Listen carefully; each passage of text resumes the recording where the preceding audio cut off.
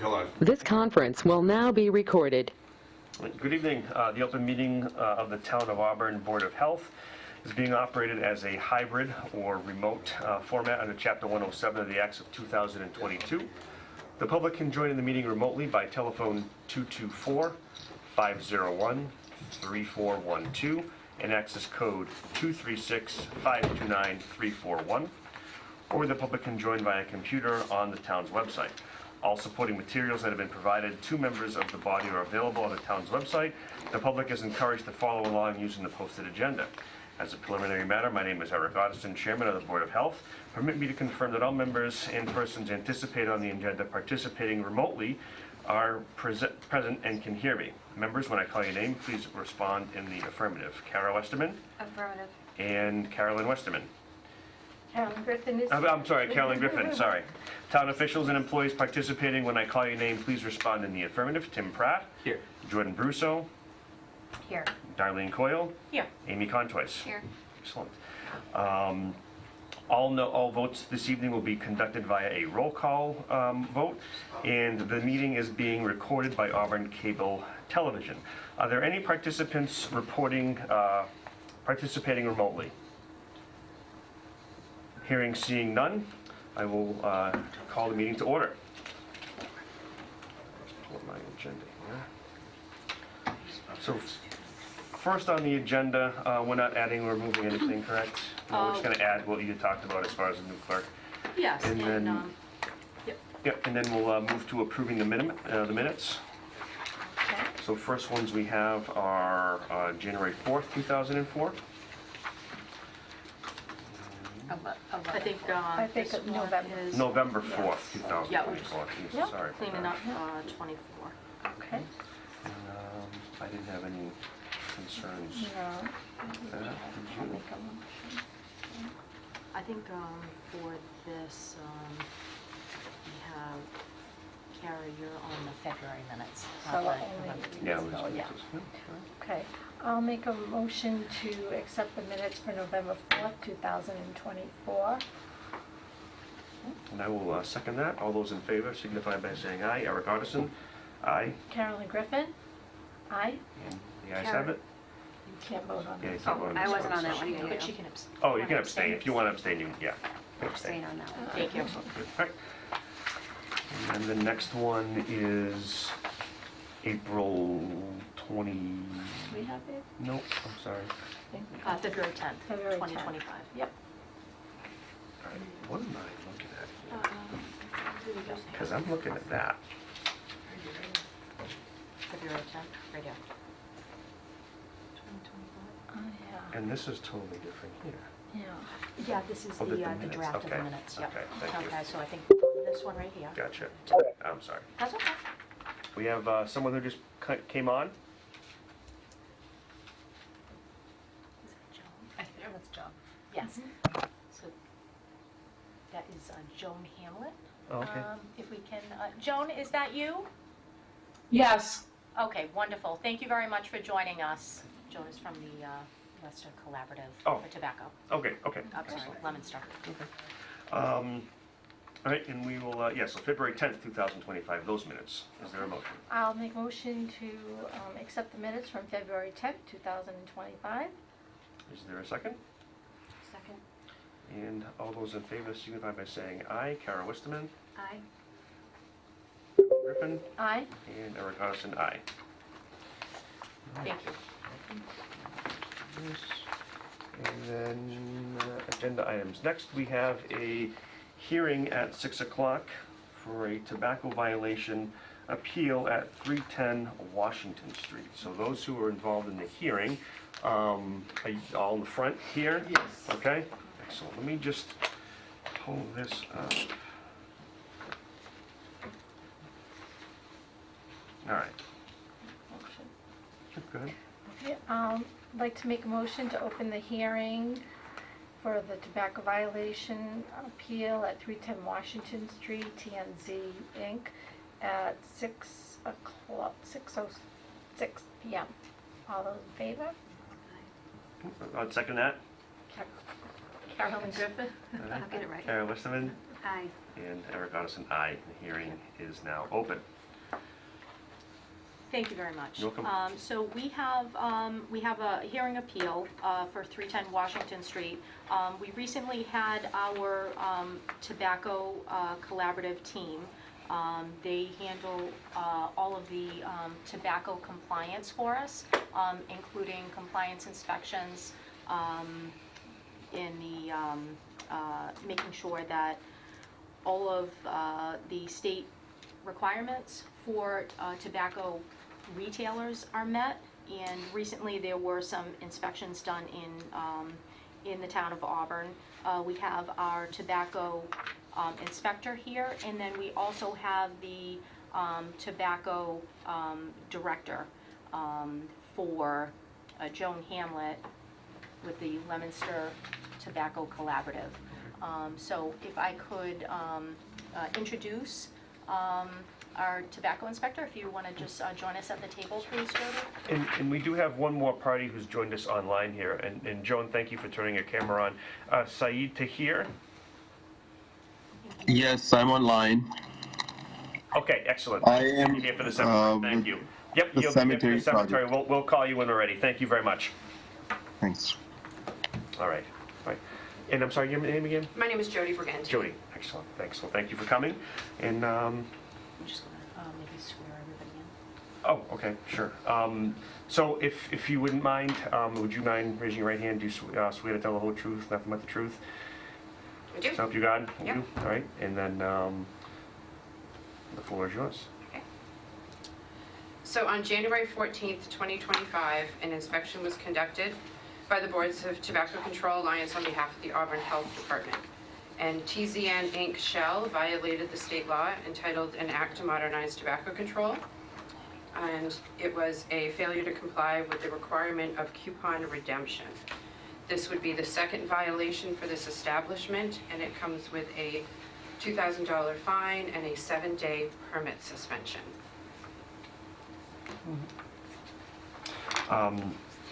So the board was given, were you the one who did the? I did the inspection, You did and the the inspection. violation was prepared by Joan Hamlet, our director. Okay. So you were the one. I did the that went in. violation packet. I'm sorry? Joan? I did the violation packet, the You did the violation violation. summary packet. Okay. Okay, and you were the one, so you were the one that went in and I was, purchased? yes. Okay. All right. So, and I believe that the owner is here as well. Did you want to come up as well? And He's going to speak first. okay, who are you, sir? I'm Ben. Ben Brooks. I work for Nuri Energy. We help Ziad with his store. Okay. We're consultants. He's a dealer of ours. So, So I will swear both of you in at the same Sure. time. If you mind, raise your right hand, and do you swear to tell the whole truth, nothing but the truth, so help you God? yes. Yes, all right, thank you very much. All right. So, any questions from the board at all? So as I understand it, it wasn't an underage sale. No, it was not. It was not an underage sale.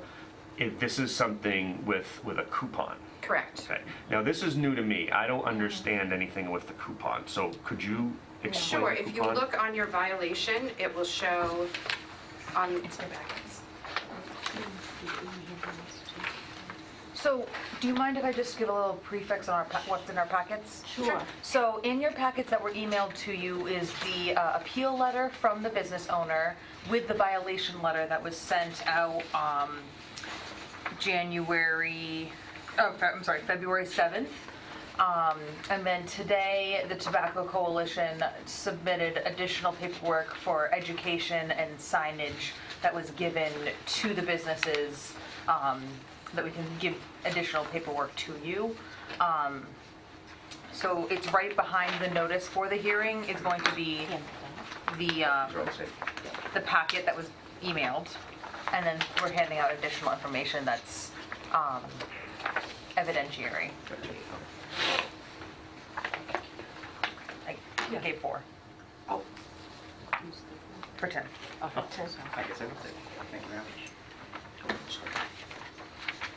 So what Jody is now explaining is going to be on the second page where Ziad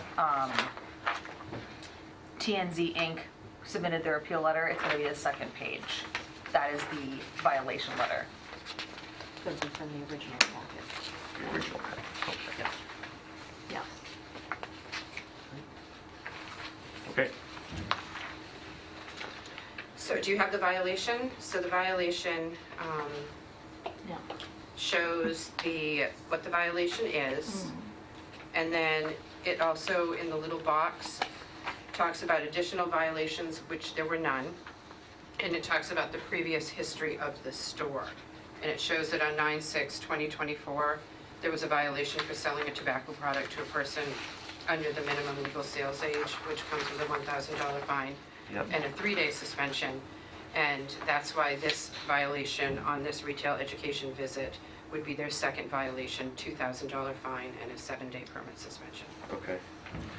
And then on the, after the violation order, you would have the post sheet, we call it, this is the sheet where it records in real time what is happening in the inspection. Okay. Okay, so it shows that they're, I take pictures of everything. And so during the inspection, after we went over our retail education, and as I was inspecting the store, on the rack were packs of Marlboro Black with a $1 off coupon on the top. And sitting next to it was the same product without that coupon attached. So the protocol is that we ask the retailer to ring up both products. One product rang in at $13.40. That would be the product without the coupon. And the product with the coupon rang in at $1.67. So it took actually, $1.67? I mean, I'm sorry, $11.67. Okay. That would be Yeah. another violation altogether.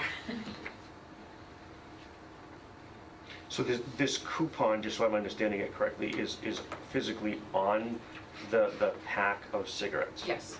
Okay. Who puts that there? It is attached to the cellophane on the product. So it comes Stamped from on the the package. manufacturer Correct. with that? I can explain a little bit of the context Yeah. there. Okay, sure. So, Yeah, this is, yeah, please. Massachusetts, since, I don't know, probably the early 90s, has had, cigarette pricing is mandated by the Department of Revenue in Massachusetts. There's a formula that they use, I don't fully understand it, but it starts with the cost into the wholesalers. All of the wholesalers are registered with the state. They apply a minimum markup to the retailers. And then there is a minimum markup on top of the cost that the retailer then needs to charge the consumer. That's all driven off the invoice cost, right?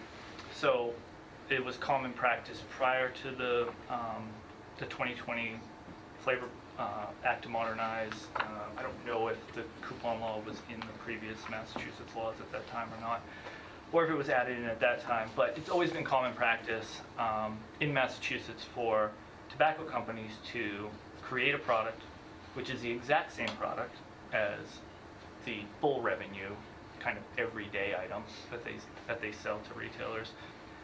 And then they have what they call an off-invoice trade discount on the invoices. So they're selling it into the wholesalers for less. Then the wholesalers are passing that discount on to the retailers. And then the state minimum pricing formula applies to that invoice cost. This has been going on for a very long time in Massachusetts.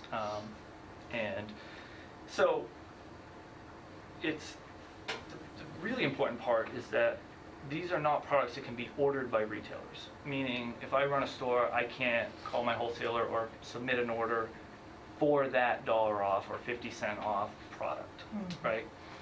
It's completely controlled by the tobacco companies.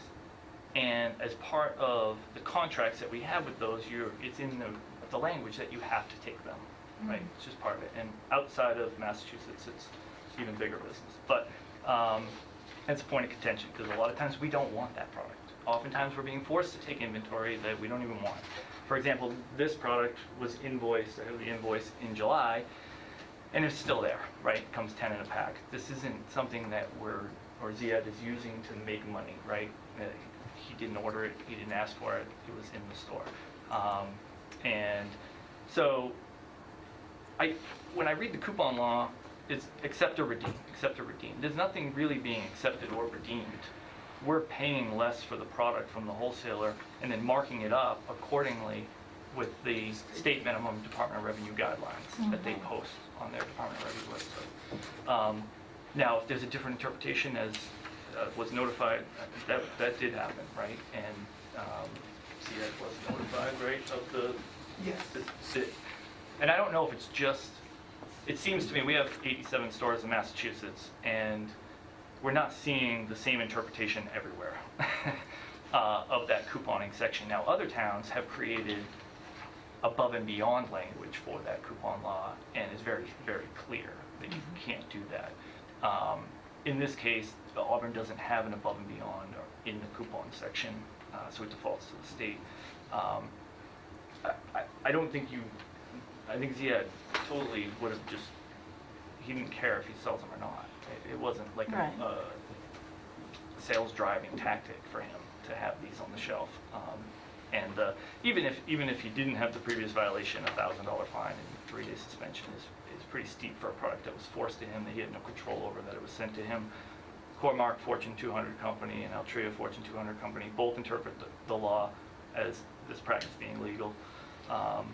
But ultimately, we'll do whatever they'll do whatever they tell you to do, right? Like, it's not worth it, but... And there's no period coupon. This is Yeah, a stamp yeah. enter the plastic. Yeah. It's From the coming from the manufacturer. main factory. We cannot peel it. I was just gonna say that, you can't, it's Yeah, not you like cannot. you'd have to remove the whole There's not a cellophane big from sign it. that says dollar And off. there's Just one only, at a time. Yeah, I know, I would just, okay. So you have the floor, yeah, go ahead. yes. So, It's not like peeling, this all under the plastic is coming stamp. It's not regular coupon. Regular coupon mean you peel it and you put it and you turn it to the state, like candy coupon, like, groceries coupon. But it's not coupon to return it to the state to get your money. This is stamp on it. And only few, how many packs we have? Like 10 packs, 6 packs? And I took it out in front of her when she told me, and I threw out in the garbage because we cannot return tobacco. Correct. That's the We cannot return, so I took it, I put it in the garbage. okay, In front of her when she's there next to me. okay. Joan, go ahead. Can I just respond? I just want to clarify. DOR pricing has nothing to do with this state law violation. DOR has a minimum pricing on cigarettes. There's a formula that's absolutely correct. And what happens with this is a discount. The state law says you must meet state law DOR minimum pricing. That's something different. What this says is you can never advertise your tobacco for sale. You can reset your retail minimum price. I'm going to charge $10 this month. Next month, I'm going to charge $11. You can raise and lower your minimum regular retail price, but what you cannot do is offer and advertise to customers a sale that if you buy this pack, you pay full price. If you buy this pack, you get $1 off. So the advertising of the $1 off and provide the violation is when it rings through the register and that $1 off is passed on. The retailer violates when they pass that manufacturer $1 off on to the customer. And the couponing has been, and discounts have been on the books for years, at least, I want to say 15 years. And the 2020 law added vape to that and a couple other things that just, what they did is they raised the fines. The fines for that used to be $100 to $300, but now it's $1,000 to $5,000. So you've never been able to offer a sale on coupon for years. So it doesn't need to be in your regulation, and lots of boards adopt the state law and drop it into their regulation, and then it's in their regulation. So I think it's getting confusing about talking about DOR pricing. And then I can't speak because I am not a retailer, but we've had multiple retailers tell us that when they get the packaging that says $1 off, they contact the distributor and say that I can't have this, it's against the law, and they get it, they can order it without that $1 off. It's not mandatory for us because we've had retailers, multiple retailers tell us that they were able to return it. If you open it and put it on your shelves, a distributor may not take it back, but you can say this. And we do enforcement for 46 communities. We're the tobacco agent for 46 communities, and we have approximately we've written close to 30 violations on the couponing this fall after we did the education with each retailer. And we've had approximately 19 hearings in multiple different communities. And we've moved forward with this violation. It's not new, it's not different. These other boards don't have special language in their regs either. I do have several boards that adopted the state law into their local reg when they upgraded their reg, but this order is not written on a local reg. The order is written specifically on the state law. And I'd like to draw your attention to your packet. We provided this education to all Auburn retailers in August 13th, 2024. We hand-delivered the packet to each retailer, and it was delivered and signed at this store. This is Route 20, Route 20 Shell. Yep. It was delivered at this store on 8/13, and it was signed by William G. And we have a signature sheet there to show you that this information, it's especially titled, and it's a one-page. It specifically talks about coupons, because coupons isn't new, but what's new in the past 13 months or so, all of a sudden they're cropping up all over the place. So we took the extra step to provide the education with this one page that everybody signed for as part of the new packet. And before we did any store visits, this was just a packet information drop-off where they could read it, call us if they had any questions. And it specifically goes over, I have it called up on my computer, so that's why I'm looking to the left. But it says prohibition on coupons. It highlights all the important pieces. And then it says this includes the form of discount that occurs at point of purchase that makes the product less than regular retail price. This includes discounts that are often 50 cents or $1 that are marked on the packaging. This discount is just, if this discount is discovered, it results in a violation. So we provided that education, and then we emailed it to everybody we had an email address for, and then we mailed it to everybody who we didn't have an email address to for the address that they had on their permit. And we did this for 478 retailers in all 46 of our communities. So we did 3 points of education, two additional, well, one, because they would have either got the email or the mailing. So 2 points of education, one in person and one by email or mail, back in August of 2024. Then we said, okay, everybody has education, whatever we find in our annual retail ed. And annual retail ed is assigned out certain months, so we didn't do everybody at once. But when we got to Auburn, this is what we found. Okay. And I just wanted to clarify that, if you have it stamped on the package, you have it under the cellophane, in the cellophane, you have a paper cardboard sign, you have a coupon, a tear off the package coupon, any type of statement or poster, because as you can see in the definition of coupon, it says any card, paper, note, form, statement, ticket, or other communication. In today's times, people don't cut out a Sunday paper coupon and bring it in and redeem it. It's done by rewards programs, QERs. It's done, I have an online coupon, scan my phone. So this was meant to capture any type of discount. This is a product that causes serious harm effects when used as directed. So the state law doesn't want anybody perceiving and getting it on sale. So it's the advertisement of the dollar off on the packaging, and then the surrendering it. And we did provide the education to retailers that this was coming. The first few years of since the law passed in 2020, we were not seeing coupons. It's only been the last, I would say, 13 to 15 months that coupons have slowly creeped back in, and then they popped up everywhere on nicotine pouches and these dollar packages. It may have been a way that the manufacturer company was calling it a promotion and sending it to them directly to try to skirt the Massachusetts coupon law, but we provided the education to retailers to let them know that they couldn't have these packages in their store. So again, I'm slowly working through this coupon thing and trying to figure out what exactly this violation is. So let's say I'm a smoker, I want this pack of Marlboro cigarettes. I don't have access to it, it's behind the counter, correct? You can see the packages when you, as the customer is looking at the rack of cigarettes, you can see the pack of Marlboro Black with a coupon on it, and you can see a regular pack of Marlboro Black without the coupon. You're going to request the one with the dollar off. Is that visible? Was there Yes. an advert? Do we have a picture of that? I don't believe that I do.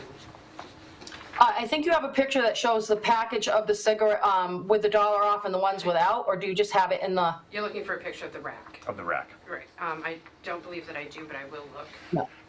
We do have a picture of the cigarettes where it says right on it, $1 off. In the violation letter. That was I did see that. Can I ask a No, clarifying? please. Joan, just again, to Eric's point, I'm trying to wrap my head around this. So, is it against the law in Massachusetts for coupons on tobacco items? On tobacco and vape items, you can't offer any discount of any kind that makes the product below the normal regular retail price, but a retailer can change the regular retail price on a regular basis. So that means you can't have one in your store at $13 and another one with $1 off at $12 at any time. They all have to be the same price. And you can't advertise a discount to the customer. Okay. And if we, Jody can tell you this and speak to this. If we come in and we see a promotion that says buy two, get $2 off, and it doesn't ring in the register, we give them a warning and tell them remove the advertising and you get a warning. They only get the violation for the coupon if it shows the discount being passed on to the customer in their register. Thank you. Because you obviously can't offer a discount that you're not giving. That violates the law as well. Sure. Joan, this is Darlene. I think, can you speak to the vendors that sell the cigarettes to our retailers? Because I think I have spoken with several retailers that have received these violations, and it's my understanding in speaking with them that at least for this kind of realm for the coupon, that they are getting the product from the vendor where they're ordering whatever, 20 cases of Marlboro, 20 cases of Newports, and then they've got all these other ones. And I guess to the, I'm sorry, yes, sir. Ben.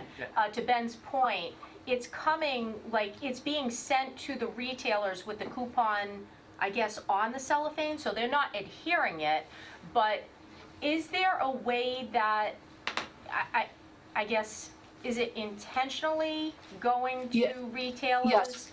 And is there a way that these retailers might be able to identify to the vendor, hey, we're in Massachusetts, and they are very strict about certain laws, and we know that we absolutely can't sell these. So if you're going to sell these, send them to a different state. But we can't have them here, because I guess that's what I have heard from our retailers. Right, I can speak to those concerns. The distributor, when they're violating Mass state law, there is a legal tobacco product portal on the Department of Public Health, and there's also an Attorney General's. This state law is specific to the retailers, and the state law says the retailer is responsible, not the distributor. There's no liability in the distributor on the Board of Health end if it rings through their register and they pass it on to their customer. We educate them about this law, and we've had signed packets with Auburn since 2020. I provided the signature sheets with the titles on the top of the type of education and documents we provided. So they've all been educated that it's retailer responsibility. If a distributor sends you a product that is flavored and it doesn't have a Mass letter and you put it on your shelves, the distributor does not get that fine. The retailer gets it. If you put a coupon out, your distributor says, hey, here's a special that the manufacturer is running. It's your responsibility not to put it on your shelves. The owner or manager is supposed to be the gateway to make sure that none of these mistakes happen on their shelves. And an example would be, we had a retailer in Groton that ordered multiple cartons of cigarettes and it came with $1 off. He read his education packet and said, oh, wait a minute, I don't think I can have these. And he called his distributor and said, I can't have these. He called me to confirm it, and the distributor came back and replaced it with ones that didn't have $1 off. So that's a retailer in Groton that contacted us about it because he's like, hey, this is offering a discount. I have education that says I can't do that in Mass. We did have people that ordered ordered it with $1 off, and what they chose to do is put a sticker on the $1 off, and they put up a sign on their store that says, we cannot offer the discount on the Winston, the $1 discount on the Winston, it's not allowed in Massachusetts.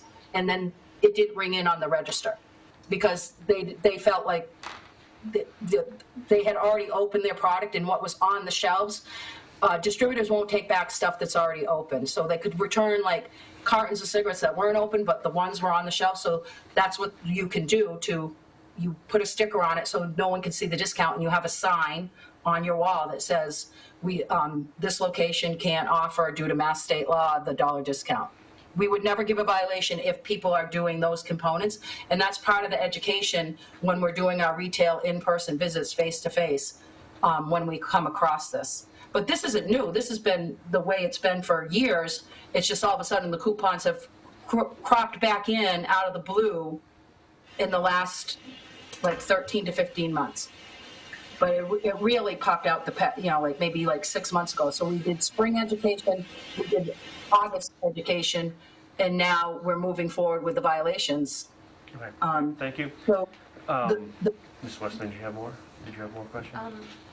I do. Now, had there been a sign there that said we do not allow that, the discount or the coupon, would that have avoided the violation? Yes, and if it didn't ring in the register, it would have only been an advertising sign warning. But it rang through the register, which means they pass it on through to their customer. Okay. And he said that they passed it on to their customer because he feels that it was forced by the manufacturer. But I can't speak to individual retailers' relationships with their manufacturer, but for the state law and the retail regs, the retailer, it's their responsibility to make sure that they don't have any violations, regardless of what a distributor or a manufacturer tells them. Yeah, Thank the you. intention, And we documented that we provided the education that they can't, and we specifically highlighted that violation because we were seeing more of those.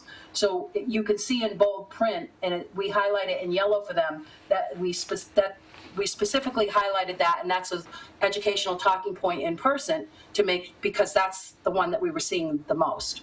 And we, in the spring, we gave everybody warnings, did the education, so everybody had the education. So when we did this year's annual inspections, Okay.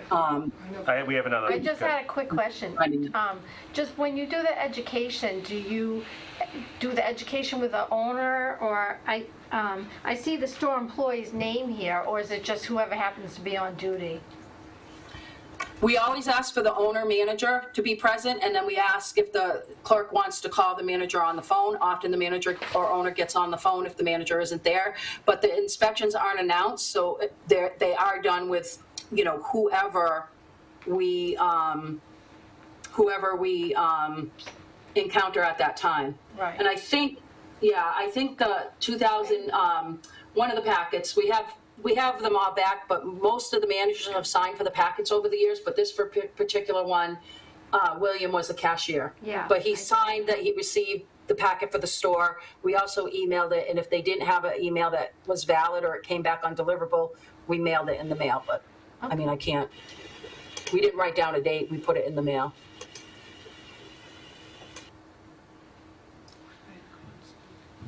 No, I just want to state that, the intention of the manufacturers is to sell this for $1 less. I don't think we can sell something that says $1 off pre-printed on the package. We don't actually sell it for $1 off, right? Otherwise, you're false advertising and probably violating some other, if I sold a Snickers bar that said $1 off on it, and it wasn't actually $1 off than my normal retail, that would probably be a violation of a And plus we have advertising offer law. signs saying. So I'm just saying what the tobacco, Yeah, signs. all I'm explaining is what the tobacco company's intention is. And then I used to work for Core-Mark for many years, and we've been shipping $1 off, 50-cent off product into Massachusetts for a very long time. And it wasn't until recently that that coupon law was, to my knowledge, interpreted to apply to that. We always interpreted it as a coupon, whether digital or physical, that was redeemed by the customer. And now it's interpreted as this. So I've heard that education was given multiple times. What I'm struggling with this here is that these these packs of cigarettes are being forced to the retailer. Yes, Correct. They're not.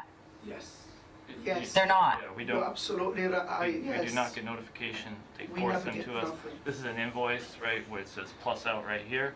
That means it's forced. Cormark's not even doing it, right? Cormark's our distributor. So the orders get force shipped to Cormark with a customer list.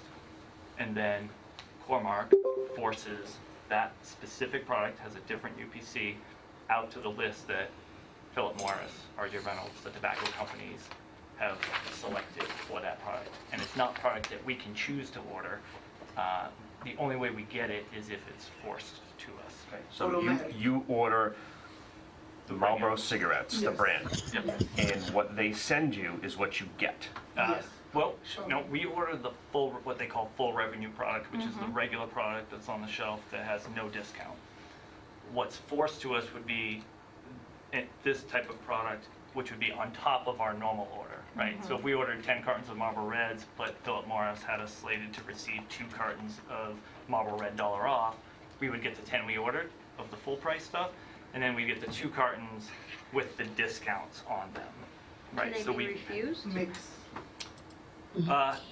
That's a point of contention. At Cormark, we were always a no, you cannot refuse them, because we now then have to find someone else to sell them to, especially if they're already stamped for Massachusetts. There's a $3 and something stamp on that product now. We can't resell it to another state Right. once it's been stamped with a Massachusetts stamp. I've- So Hold on, Ms. Cormark is, Ms. Hamlin, hold on, sorry. continue. So Joe and I know each other well. She's fantastic. She's great. You know, I have asked Philip Morris not to ship any more product into Massachusetts, and I don't believe they have since after those education packets went out. This invoice was from July for Ziad's store, but then ITG, other manufacturers are still pushing stuff out there, and we're having to try to catch it. And since this, Cormark's been better at returning things, but it's still happening out there. Yeah. And this is where I'm getting hung up on this, is that you're asking, it's being sent, you're not ordering these, they're just being sent Correct. to them. Correct. And then we have to refuse it, try to refuse it. Drivers won't do it. Then you have to call customer service and hope they'll do it. They tend to be more forgiving for larger customers than they are for independents. Now, once you receive this product, is there a manual thing that you have to enter this into? Like, is there another thing that you have to physically know that you have this discounted product that you have been educated on not having?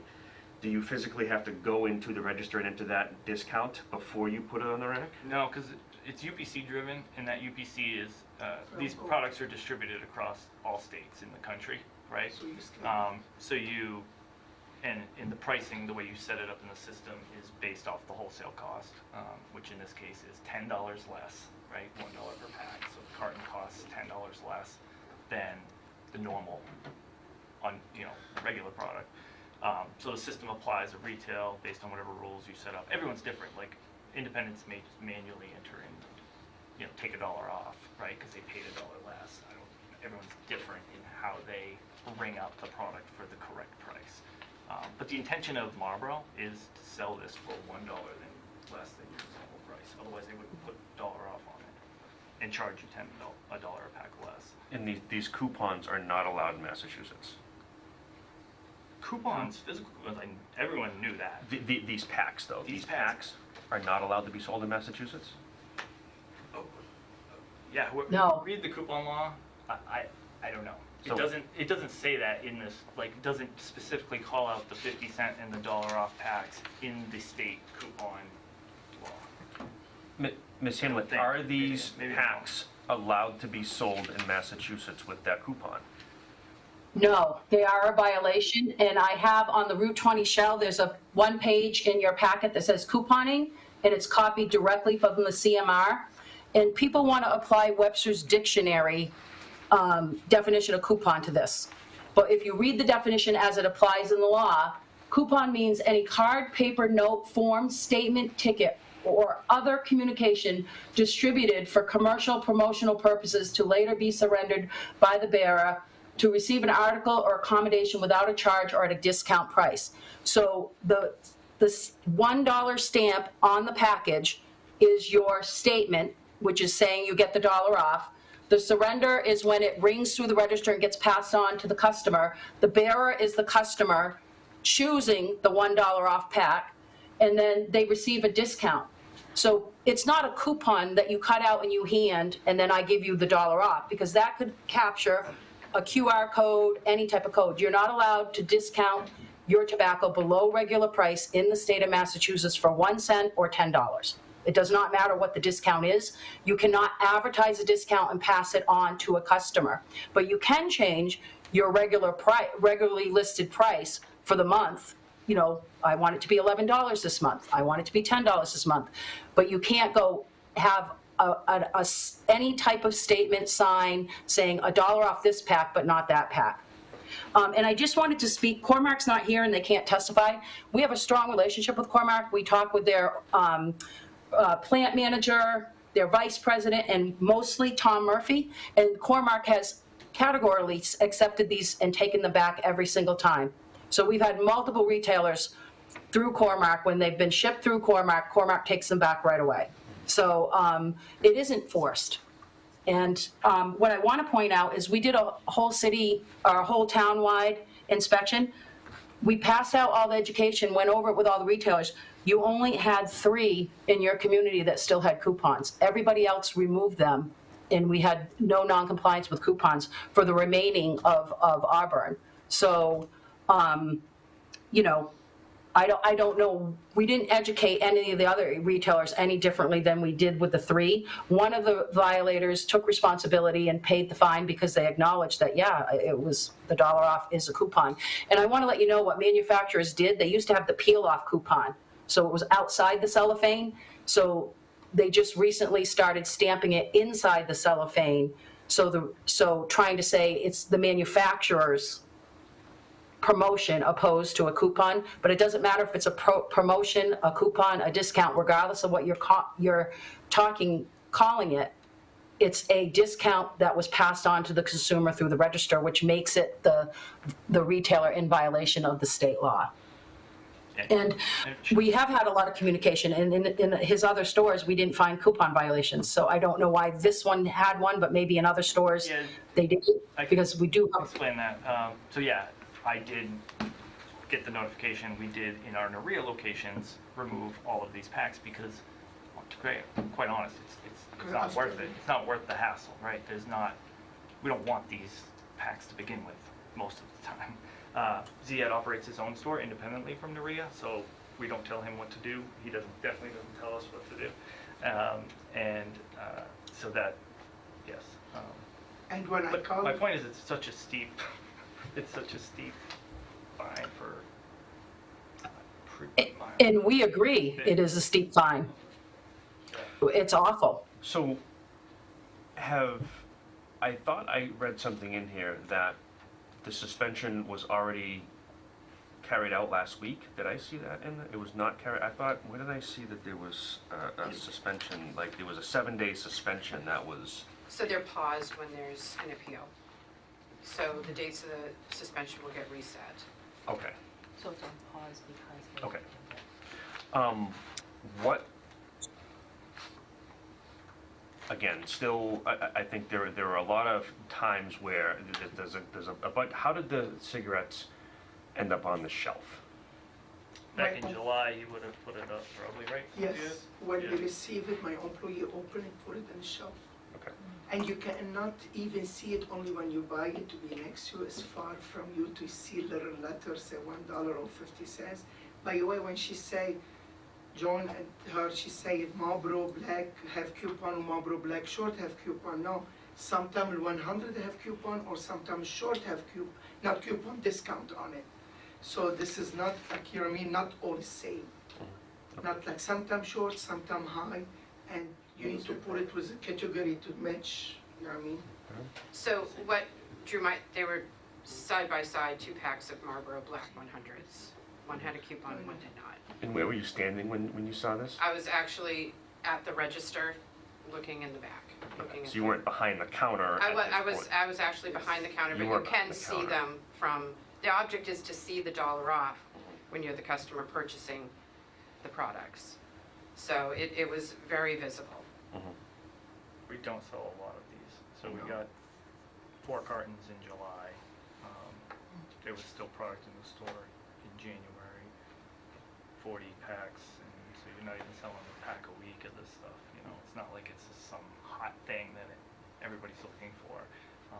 This was the last time, and I think And she you're never always going to put- do it again, No, right? Like we're done. absolutely Like we're not. Now We're I not know. here.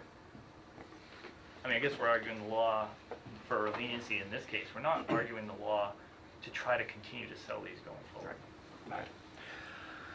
So I guess with this one, having done many of these hearings before, not per se of the coupon, this is my first coupon one. To me, this is difficult. This is difficult because the ones with the age are cut and dry. Yeah. Someone went in, they weren't ID'd, they were illegally sold tobacco products, it was easy. Cut and dry, there's no gray area there. I know, I fired him. To me, this, there's a lot that I have a tough time, I mean, a couple things. They're sent to him without any choice, they're force shipped. Now, you can say, you know, that he should be able to return those, and it happens other places, that's fine. There was education that was provided. Clearly, this isn't a big sale, as you just mentioned as well. With it being such a, I don't know, I just, with a 7-day suspension and a $2,000 fine, like, what does the board have as an option here? I can speak to that. Can- I summarized it for you. Oh, where is that? It's in the summary, it's in the top page of the summary. A million. Okay. So these are very expensive mistakes. Oh, I'm sorry. Okay. Joan, All right, if we if you could- if we can just have 1 minute, we just want to make sure the board has the correct. Okay, so it's a peel summary sheet. Okay. And, Karen, do you see it? Hold on just 1 moment, please. Yep. Yep. Have it? Okay. Thank you. Go ahead. So I just wanted to say, these are very expensive mistakes, and the purpose of public health is to help people come into compliance, not catch them in non-compliance. That's why we always go the extra mile to give education as much as possible. That's why we have every retailer sign that they receive it. They have our numbers, they can call us. We have retailers that call us every week, say, hey, somebody stopped by and wants me to sell this before I buy it, can I buy it? We have a very good relationship with our retailers, and we really want them to be successful. Nobody feels good about these violations. They're expensive mistakes. We don't like writing them, we don't like issuing them. But at the end of the day, the education was provided. You have majority of retailers that have removed these coupons and haven't been passing these savings on to their customers complying. And you also have a retailer, a commercial retailer, that looked at this and paid the violation for it. So I feel like, you know, we have to recommend a responsible finding for the $2,000, as expensive as it is. The reason why is they already have a state violation on their record. Otherwise, this would have been $1,000 like the other two. But we can't help that. The state law, this is what the state law says we have to issue. A break that the board can give is on the permit suspension, because we issue 3, 7, and 30, that's the standard, but the law allows you to reduce it down to 1, 2, 3, 4, 5, or 6, so you could reduce it. And boards who have gotten to the second phase, who feels that, you know, it is a lot, it is expensive, but the notices have been there since 2020 that these are the fines for these. The education has been provided every single year that these are the violations you're going to get fined $1,000 to $5,000 for. And we do have manager signatures for both locations and at appeal tonight that they have received these packets with this information. But you can give a break on the permit suspension, and often boards will say, I'm going to reduce it to 3 days and continue the 4 without a finding. If you have another violation in 36 months, you serve the 4, but you can reduce it down to 1 to 6 days as a break. But, you know, the evidence shows that the education was given, and the evidence also shows that the violation occurred. We have multiple retailers complying with that same education, and I'm sure they would have loved to pass on $1 off savings to their coupons. That store might have had a competitive edge because they were offering the $1 off and the other stores weren't.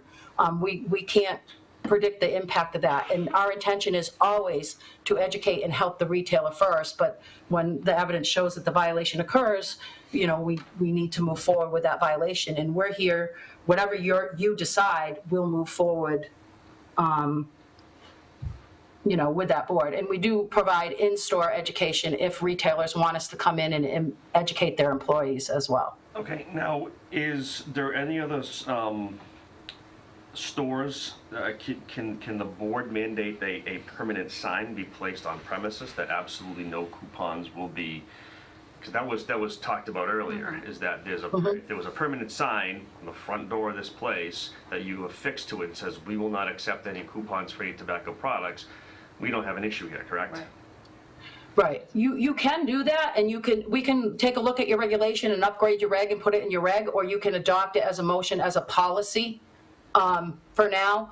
But the problem is people have to understand what the definition of a coupon is. If you just say coupon, people are still going to think I didn't redeem anything. So we would have to, in that sign, craft a sign that clearly says coupon, discount, promotion, and so people can see what it encompasses. But we do have retailers that do put that sign up when they've had something that got sent to them. They don't put it through the register and they put a sign up, and then when they get rid of that inventory, they just make sure that they order inventory that does not have that. But in a forced shipped, there's things you order and then new products get forced shipped.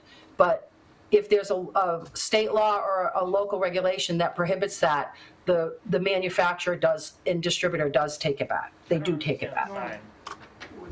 Go ahead. If we had a sign up, we would still be able to sell these? No. No. Okay. You have a sign that you wouldn't be able to offer the discount. It would notify Can we do customers. It notifies customers that you can't offer the discount. No, there would be no. We would prefer people to get the packaging without the Joan, discount, so let me there's say, hold on. confusion. You were saying? No, they were just asking that, so they could, if with a sign, then they could have a discount. Is that what you were asking? No. No. Well, that's what it sounded like. So my intention for my question was to prevent this happening in the future. Can the store owner permanently affix a sign to their property that says, under no circumstances will any tobacco products be discounted through any coupon usage or anything like that? That way, if you do come in, because I think that would be the best, if I owned a store, that's what I would do. I would put up a sign that upon walking in or at the register or somewhere or in front of all the tobacco, so that even if I had an employee that made a mistake, puts that on the shelf, they take it off, they ring it in, the coupon's there, whoops, but again, the sign nullifies that. That We would need be to have a state sign. We cannot That would put still be a regular violation, sign. Oh, right? you can't do your own, okay. Yeah. You cannot do your own. You need to have a state, like how she sent us, same what you give us, all the state permit to put it, all the stuff, signs. She gave me a lot of signs to put it for a tobacco, for a cigar, right? And she checked it all. So we need a special one from the state to put it to people believe us. Okay. I've had a lot, what do board members feel? Like, what are your, So, can there be, because it says a fine and a suspension, can it be either or does it need to be both? I believe it's both. Joan, can you confirm that? It has to, you can't reduce the fine, a responsible finding, you can't reduce the fine so the 2,000 stays, but you can reduce the permit suspension, but they have to serve at least 1 day. You can't go less than 1 day. You can reduce it, but you can't eliminate it. And right now, it's 7, correct? Yes. It's 7, so you can reduce it down to 1. But if you reduce it, we recommend that you reduce it down to 1 with the remaining 6 continue without a finding. So if there's a third violation, they would have to serve the 6 and then move on to the third violation. okay. Yeah. We're not looking to like No, this is, get out of a third, right? Remember? yeah, but that's, the suspension for the 7 days is for all tobacco products? Yes. Yes. All tobacco and vape products. And non-tobacco products that have nicotine. So just, So you can even support the store if you lose it. just 1 day suspension. What are your thoughts? Yes, Adriana? Yeah, if I could just, I Yeah. think overall, I think what Joan, as the director, and obviously Jody is literally doing these inspections for us. They know our town, they go into all the licensed establishments. I think the overall intention, obviously there's a lot of requirements here that have to be followed, but the overall intention is that we're not trying to attract people to buy a product at a discounted price that is harmful to you.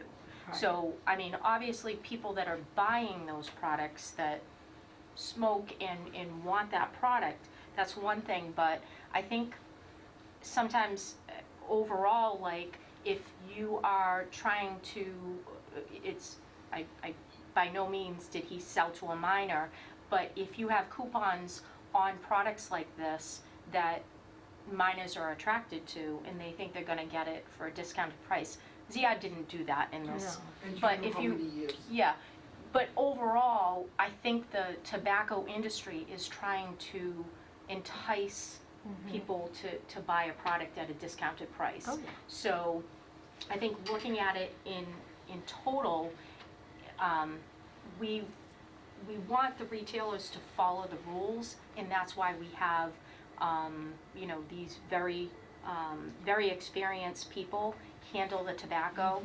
And I think that when the state law identifies such strong violations and suspensions, it's to get people's attention so that they're not going to continue to do this kind of behavior.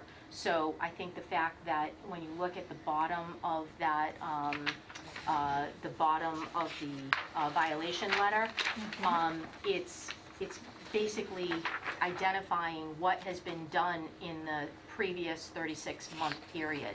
So, you know, obviously this is coming to the board because Ziad is appealing this decision. You can't reduce the fine, Joan is clear on that.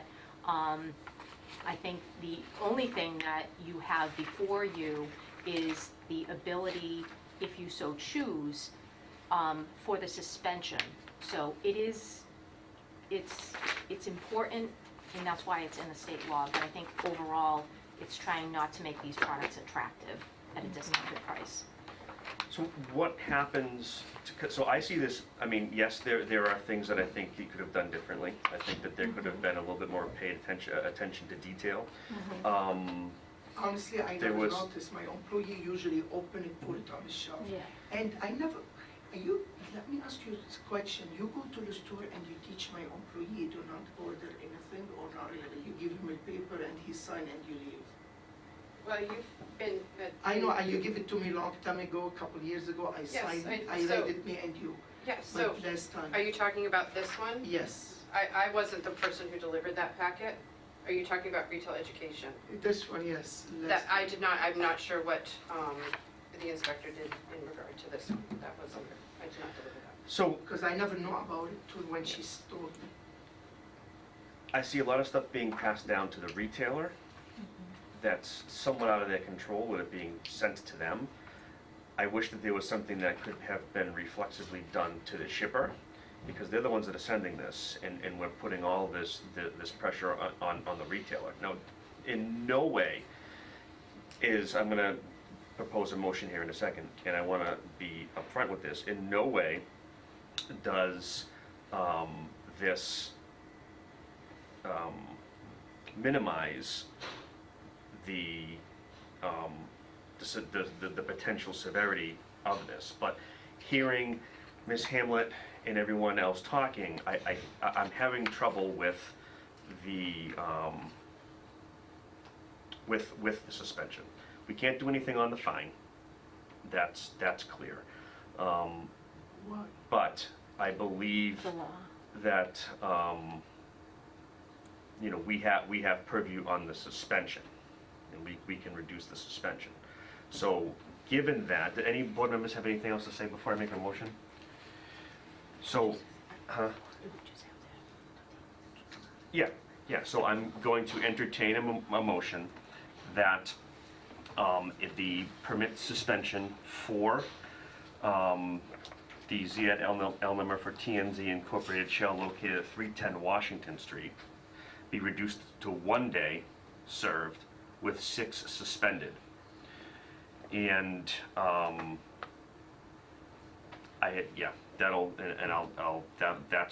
that's my motion. And so I would like to make a motion for TNZ at the 310 Washington Street, Route 20 Shell for a 1-day suspension with 6-day in reserve. And the fine has to stand per state law. Is there a second? Second. All those in favor of the motion signify by saying aye. Eric Otterson, aye. Carolyn Griffin, Aye. Kara Westerman, Aye. motion stands. So it'll be reduced to 1 day with a fine of $2,000. And clearly it happened, right? Yeah. There's no going, clearly it happened. We're at step 2. Yeah. We don't want to go to step 3. And I think that, they've proven, they've done their due diligence, they've done their education, they've done all their stuff. Again, I just think that there's, I learned my lesson. and I, Yep. again, you were here before with the underage sale as well. You know what I mean? It's like, so I think if we tighten things up a little bit, we don't want to get to step 3, because I don't No. think, because I will speak for myself. If there is a 3rd violation, there will be no consideration given. And I just want to say, at the root of the problem is the tobacco manufacturers, right? And that's what I think. Their attorneys are interpreting that state law differently than boards of health in Massachusetts. And that's the root, and I've been working with them to say, look, you need to stop shipping this stuff in to everybody, right? Just so. And I know a couple companies have, but that's the root of the problem. They have attorneys, and Cormark too, I mean, they're a public traded company. And their attorneys say, oh, no, that's legal, ship it. They read that law, that state law needs to be updated, to be more clear about these specific dollar off packs. So Ben, what I'm hearing from the director, Yeah. Ms. Hamlet, is that there are municipalities that are actively sending back those products. So I think I understand what you're saying, and you certainly can take that up at the state Yeah. for changing any amendments to the law, but you do have to be an active 100%. participant with the Noria Energy and the stores that you Yes. run I just to wanna make say, sure that. we took all of our dollar off stuff off the shelf Sure. right I away. get it. So But you- please work with your Yeah. retailers Yeah. so that they're actively Yeah. in, And we get Selling only like compliant 1 products. carton a week. If you order 120 carton a week, I get them. Before you leave, you have to reset the hearing, the 1-day suspension day. I'm sorry, what did she say? Say that again? Reset the 1 day. I'm sorry, there was a pause, so I'm not sure, it kind of lagged a little bit, so I'm sorry if I cut It in. was in the motion. The motion is that it'll be a 1 day suspension, which had passed. Right, but before everybody leaves, you just have to set that date with Jody and the retailer for when the Oh, set 1-day the date, suspension, okay. reset the suspension day. That's not, I would recommend this Friday, the 21st. No, come on, not on a Friday. They're always on a Friday. Every suspension starts on a Friday, but Sunday. Okay. that's up to the board if they want to Hold on. concede on that. We've given what I would estimate a very healthy reduction in the suspension. Yes, you did. Thank Yes. you. Okay, I appreciate it. so when is the date? Friday, March 21st. Okay, that'll be the date. I will.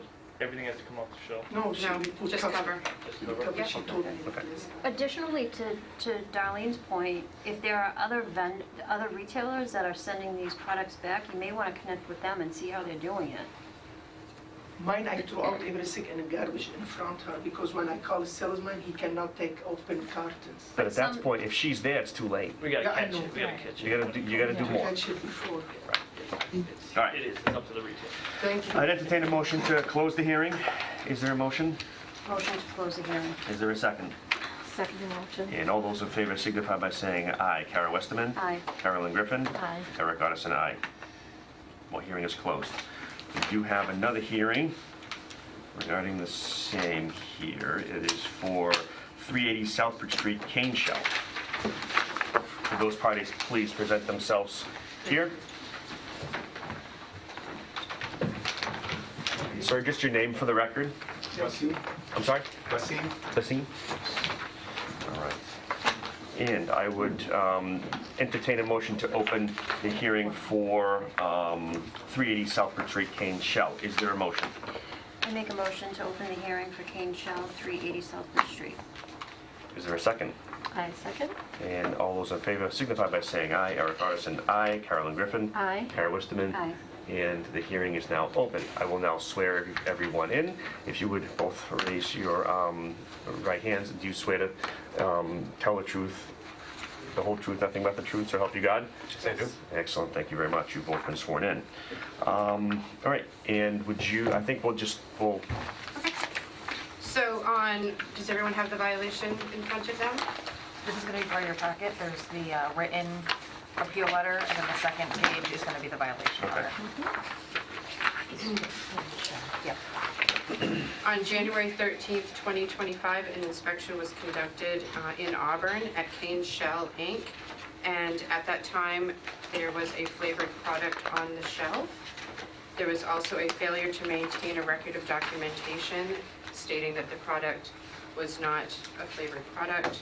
There was also a violation in regard to the requirement of coupon redemption. And there was also an additional violation or warning for the FDA vape product verification documentation. That was a verbal warning. This is a first violation of $1,000.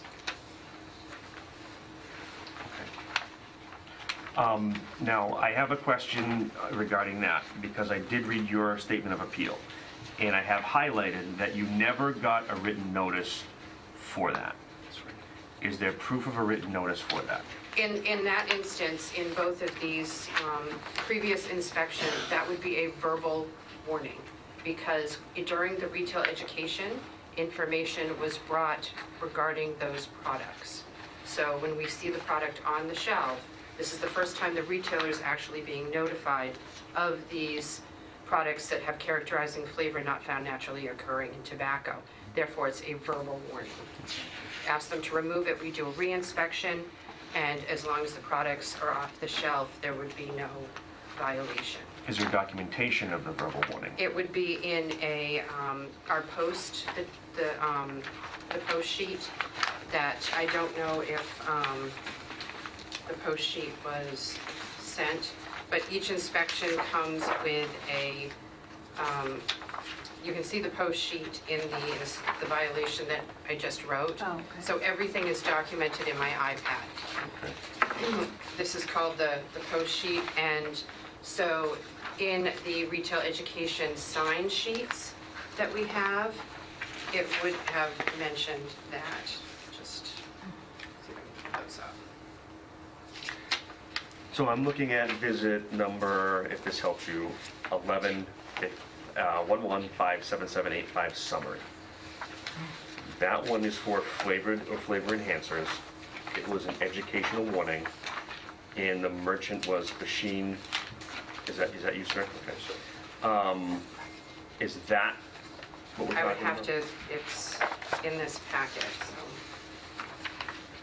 Are you talking, could you just tell me the date on the top of that? April 8th, 2024. Okay. Yes, I have that right here. Yes, so that would be the verbal warning during that visit. Okay.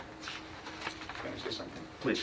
How can it be a verbal warning when I don't even know that the product shouldn't be sold? And the inspector comes to our place and tells us to remove it, and we remove it. How can we get a warning? I'm sorry, say that again? Okay. I cannot sell this product, and I don't know, and I don't have any documentation about it. Okay. And the inspector comes to the store, and he tells me not to sell this, and I remove it. How can that be a warning? That's an educational...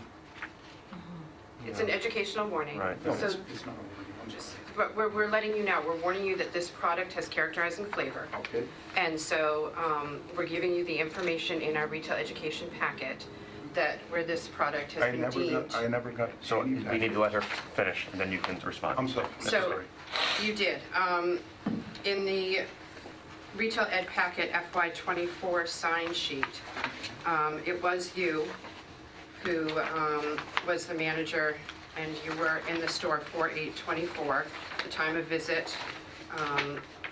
And it talks about, I actually had your phone number, if you, Yeah, but I if there are never any got the questions. package. I never got the package. Yeah, you signed for the package. That's what this retail education packet is. So, you know how this year I came and I gave you that packet? Yes. So that's what the FY24 packet was, FY24 information. So I went over the packet with you. So the first page would talk about the different products that we find during the course of the year. So, you know, the blue and the green game, the Dutch Master Fusion line, and last year's packet had information about Backwoods, the white, the black, the smooth, and the bold.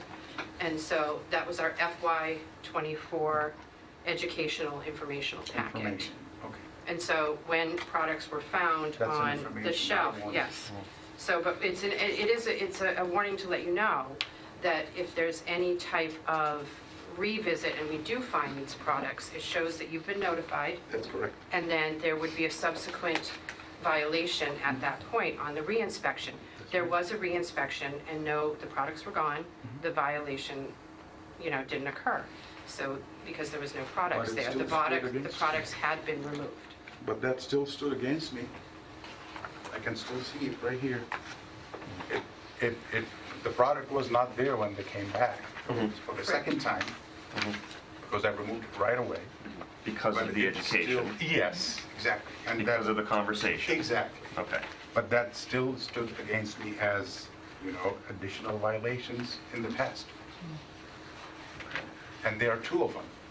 One was for the backwood, which was the white, and I still have a letter from the manufacturer which says that I can still sell it. But I'm not going with it. I'm staying with the inspectors. Okay. So in regards to that, that's why, yes, some products do have a manufacturer letter. We notify our retailers and let them know that we have found these products to have that characterizing flavor. And so that is why, yes, it might have a manufacturer letter, but then we are notifying you that we've deemed these products to have that flavor. Yes, So, did you and- find it again? No, I did not. So why it's still standing against me? That But it's- violation is still counted against me. There are two of them. That's why the third violation became a fine. No, the green, the warnings were just that, they were just warnings. They were education, they were letting you know. You complied. The recent violation of this year, when we found the flavored product, that is your first actual monetary violation. Okay. Does that, Well, yes, but the thing is, you know, when I talked to you over the phone, you said because you have two previous violations, that's why this one is considered the third one and we're fining you. No, I don't believe that. It must have been a miscommunication because when we wrote the order, it was the first violation. That was just to show history. I can see it. But it so wasn't. we're at, so before the board tonight is what is before us for a penalty this evening? It's a $1,000 fine. $1,000 fine, okay. For sale for underage of a minor, oh no, No, for having a the flavored tobacco. product. Okay, okay. Flavored product and coupon and missing manufacturer letters. So there's 3 state violations, 3 sections of the state law violated in this inspection. Okay. And so Max, so the last hearing, it was a second violation in 36 months. This is a first violation, a fine of Yep. 1,000. Since 25 years. Yeah, No suspension. okay. Okay. And you were the party that I was. you I purchased? conducted the inspection.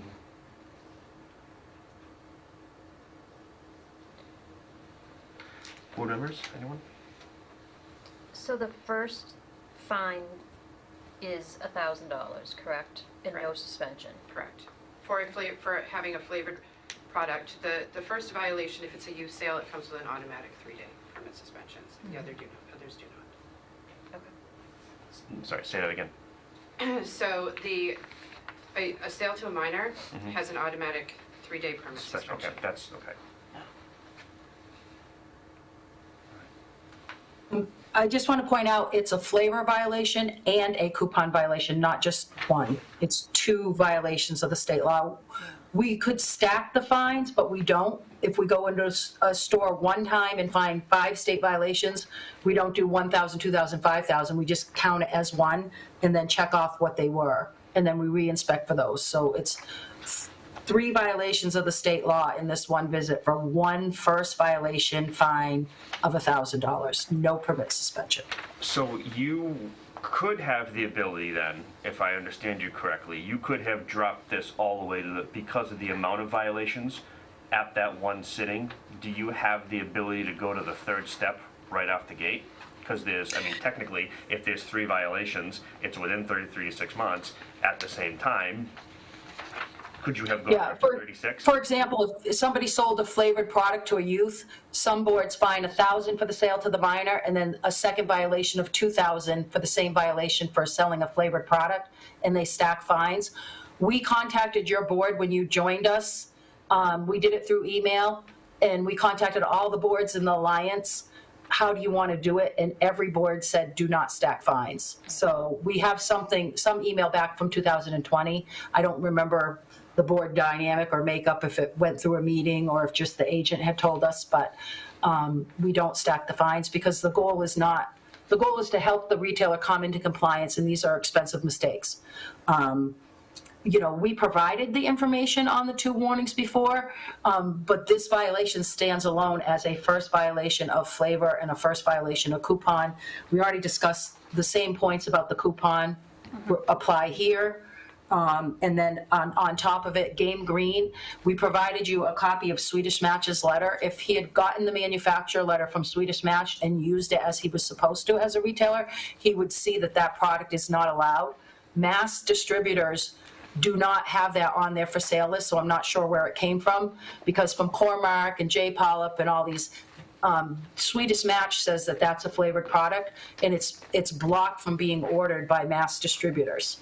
So I don't know where it came from. If somebody dropped by, a distributor by a truck, knocked on the door and said, hey, do you want to buy some stuff? If it came from New Hampshire, we can't speak to where that came from. But it's not legally distributed in mass, and it's not even on any ordering site for mass distribution.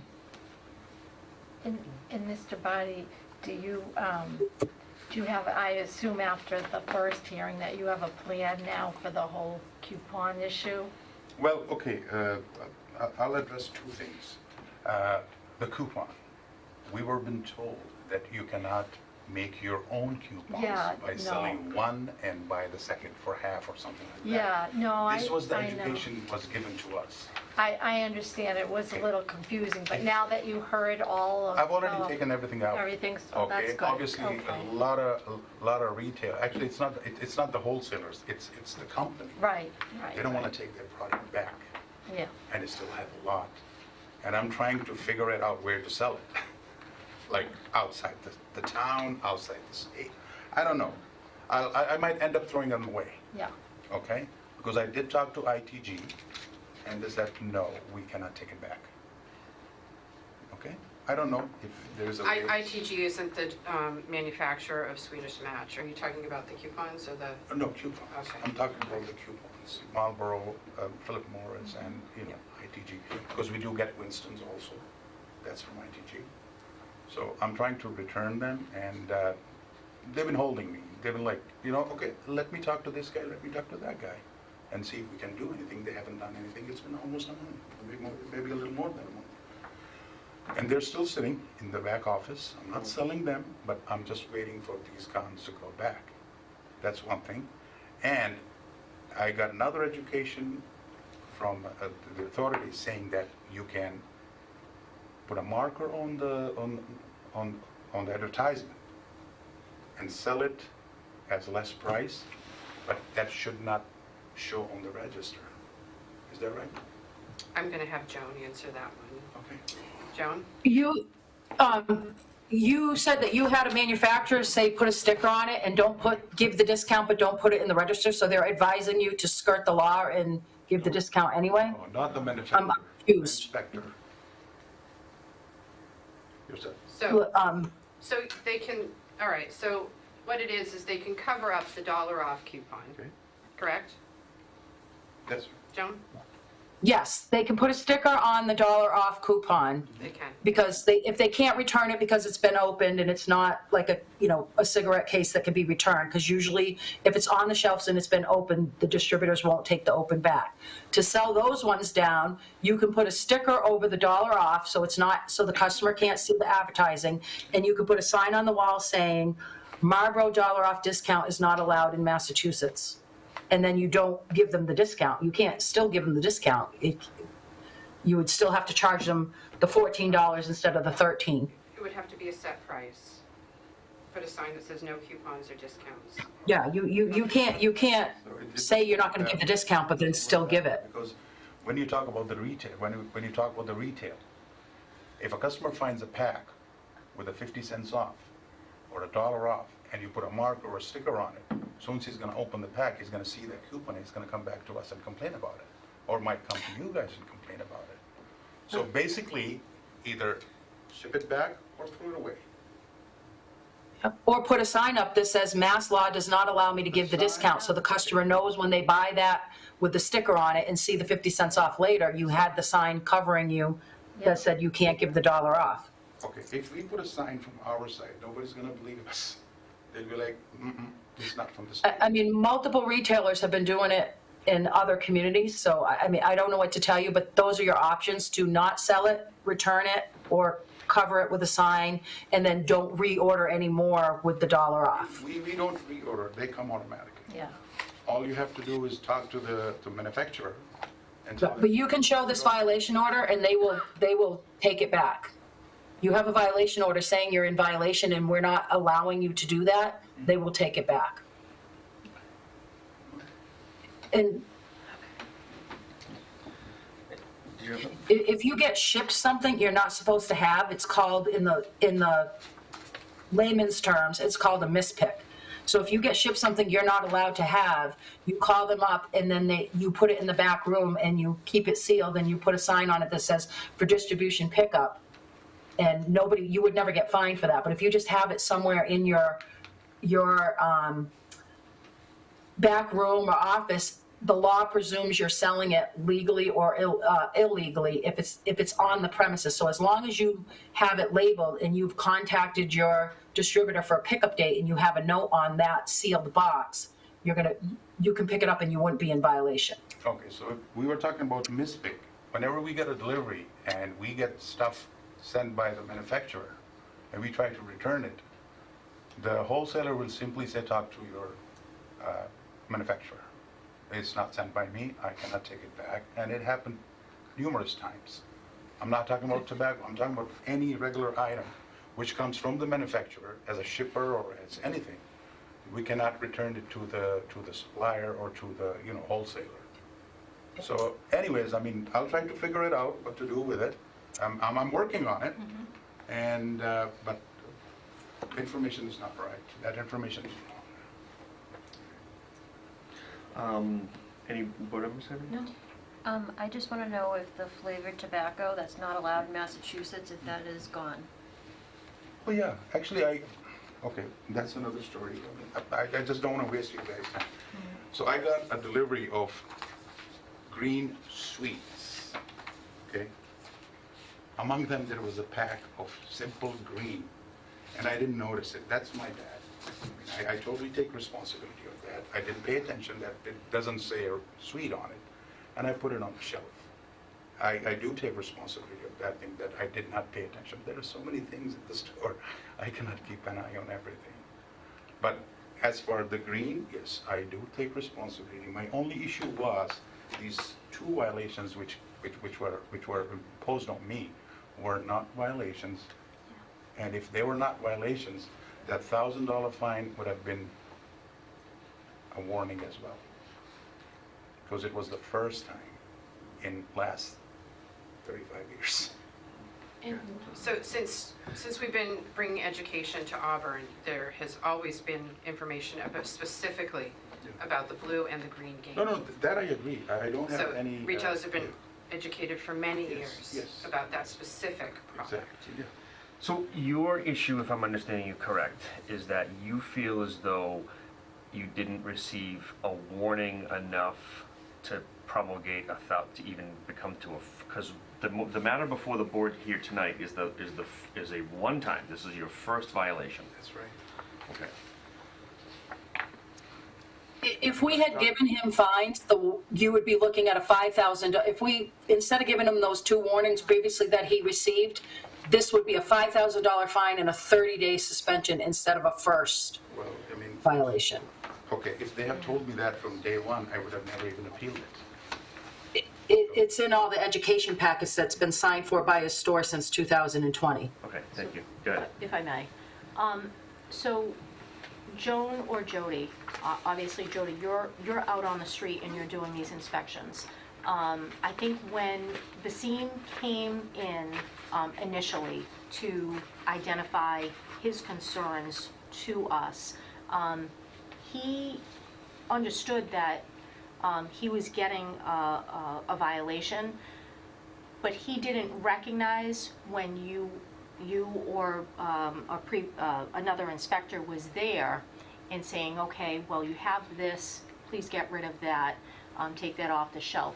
Can you just, can you speak to when you're out in the field and you're seeing something, your language with the retailer, can you just speak to the fact, hey, is this right here, this product right here, this is a violation, this is going to be a verbal warning. Do you use that kind of language with the retailers? Because I think, at least for this particular situation, I think Basim didn't recognize that those 2 previous, what you call educational warnings, Mm-hmm. I think he didn't understand that. So can you just speak to when you're out in the field, we're all inspectors, we've all done inspections, we know that our language matters. Can you just identify Sure. why Sure. why it is a warning? So when I bring in the retail ed packet, the identified products that we found during the course of the year or tested to deem them having the characterizing flavor, that's the first page of the retail education packet that I go over with the manager, the owner. And so it's almost like a checklist. It talks about the blue and the green game first. It talks about the Dutch Master Fusion line. So that would pertain to the FY23 educational warning that's listed in the previous violations. So that would have been the Dutch Master, Blue Dream Fusion, Gold Fusion, Irish, all these, So yeah. at that time, I would have asked whom I spoke to at the store to remove the product, let them know that it has the characterizing flavor and that there would be a re-inspection. So during the FY23 initial visit and the subsequent re-inspection, the product had been removed. Same with FY24, go over the first page of our retail education packet in regard to the flavored products. We talked about the backwoods, white, black, smooth, and bold, and those products on the re-inspection had been removed. So that was the education, and warning was given, letting them know that if those products were found again on re-inspection, then it would be a violation because the education piece was there. So when I look at the bottom of it, so I see that there was, so on 2/13 of 23, offering a sale for flavored product, flavor enhancing, warning. And then another one was given, so there's 1. So that's a violation. It's an educational warning. Okay. But could you have ever considered it a violation? What happens is that the education is given because these products did have a manufacturer letter. So the retailer has the letter stating by the manufacturer that it's okay to sell. So we're letting them know that there had been some testing on the product, deeming them having the characterizing flavor not found naturally occurring in tobacco, educating them on those products, and then letting them know that if they we came back for the reinspection, they needed to be gone, or that would be a violation. Okay. So that's the educational warning. And then 4824 was the coupon, and also the flavor was there again. Right, so that was also an educational warning, letting them know that those products were not allowed. And then there was a missing FDA vape product verification documentation. That was Yes, another. right, so what it is that the only FDA allowed vape is allowed. So there's a list of products that have actually been approved, these vaping products by the FDA, or they have a pre-approved, they're in the pre-approval, or they have the PMTA letters. So if the store has products that are not approved by the FDA or have the pre-approval, we ask the store to remove them. Okay. And that's what that is. So that would be another educational warning. Okay. So we have 1, 2, so 3 educational warnings. Correct. Okay. Okay. Any board members? So then the fine that we would be able to proceed with for this particular instance would be $1,000. Correct.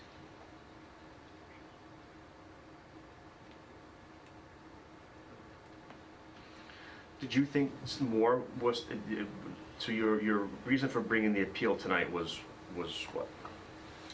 The reason Was this bottom half here that but, so I understand that you claim that you didn't have notification of all of this stuff building up to tonight? Yes. Okay. I've never been notified about anything, and all these both violations are actually not violations. So, It would have been a violation if they came back to check it and they found the product still on the shelf. It would have been a violation, yes. But no. Because my letter says that I can sell the product, and the inspector comes in and says, hey, you know what? You cannot sell that anymore. Fine, I take it out. That shouldn't be a violation. well, I think we're getting into the weeds as far as violation versus warning, but education was provided, correct? Yes. Okay. Yes. And you did, and just, this is your signature here? Yes, I can see the letter. Okay, I just want to make sure Yes. that what I'm seeing, you can see, and you agree that that is Yes, your? yes. Okay. Yes, this is my signatures, but I don't have the package. By signing that, what is he signing? He's received the package. Okay. And that, the signature occurs at the end of the inspection. Okay.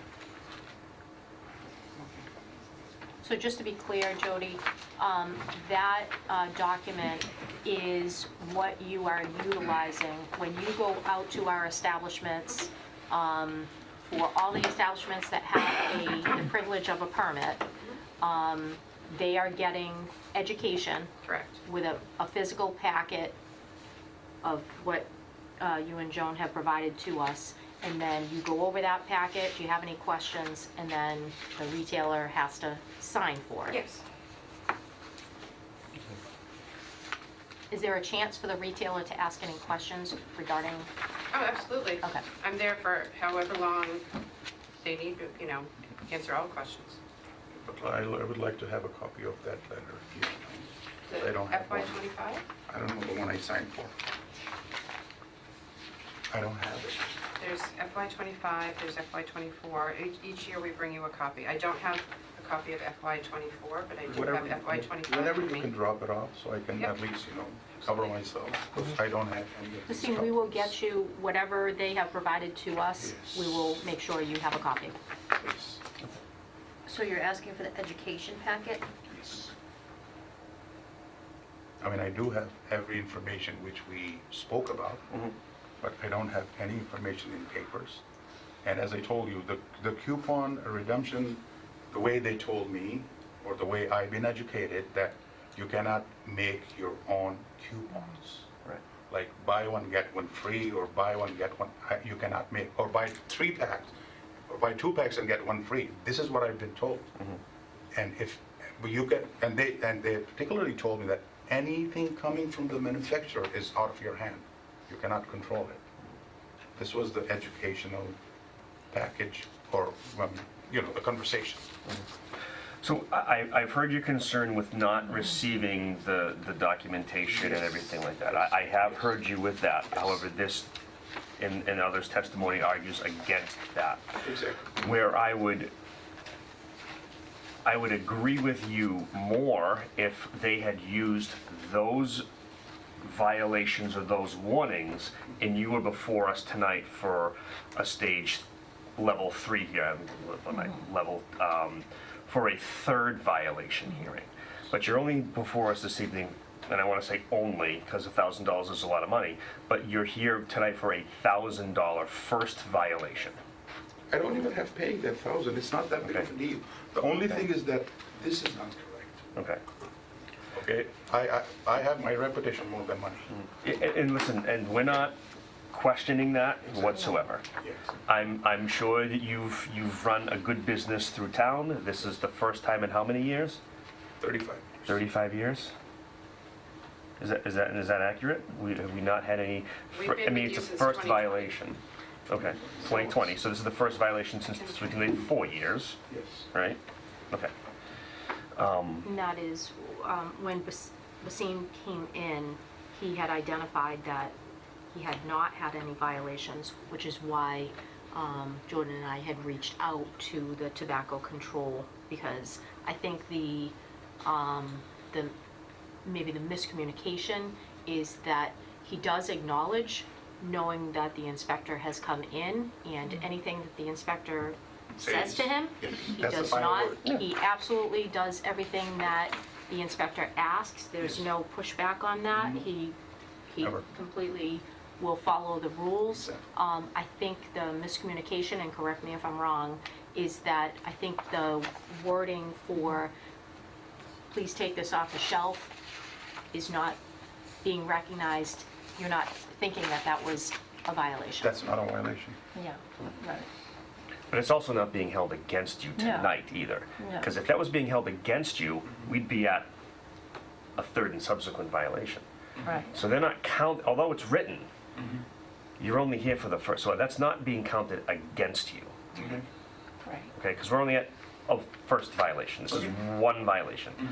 Even though there's multiple written, we're still only here for one violation. And again, nowhere we are not questioning, business practices or community involvement. None of that is our pure purview. It is just the facts that are before us this evening for that. So, any board members have a motion? I'd like to make a motion to just accept the tobacco violation and have Mr. Body at 380 Washington Street pay the $1,000 fine. That cannot be. Can I just second that? We're doing a motion. I mean, could you just repeat the motion? I'm sorry. Sure. I'd like to make the motion that Mr. Body, the owner of the business King Shell at 380 Washington, Southbridge Street, excuse me, right where I live, be held per the tobacco coalition and pay the $1,000 fine for a first violation. Is there a second? Second. All those in favor signify by saying aye. Eric Arneson, aye. Carolyn Griffin. Aye. And Karen Westerman. Aye. All right. And that's the violation, so we paid $1,000. Yeah. Okay, it's a one thing. And then, if you have their resource for you, if you Yeah. have questions, Exactly. voice them, talk with them. That'll be, and so we don't get into this again. Yeah. Okay? Okay. All right. Entertain a motion to close the hearing? Motion to close the hearing for Cane Shell, 380 Southbridge Street. All those in favor, is there a second? Sorry. Second motion? And all those in favor signify by saying aye. Eric Otterson, aye. Kara Wisterman. Aye. All right, Carolyn Griffin. Aye. I mixed up, but okay. Thank you. Hearing's closed. So close. Thank you very much. Yeah. Thank you. I'd like to make a motion to open the hearing for the dog hearing at 29 Cedar Street. It is now 6:40 PM. Oh, 7:40 PM, excuse me. Okay. All those in favor? Oh, we need a second first, so Oh, sorry. I'll second that. All those in favor signify by saying aye. Kara Westerman Aye. and Carolyn Griffin. Aye. Eric Odison, aye. All right. The matter before the board is the Cedar Street dog complaint. Would you, anyone else please come up?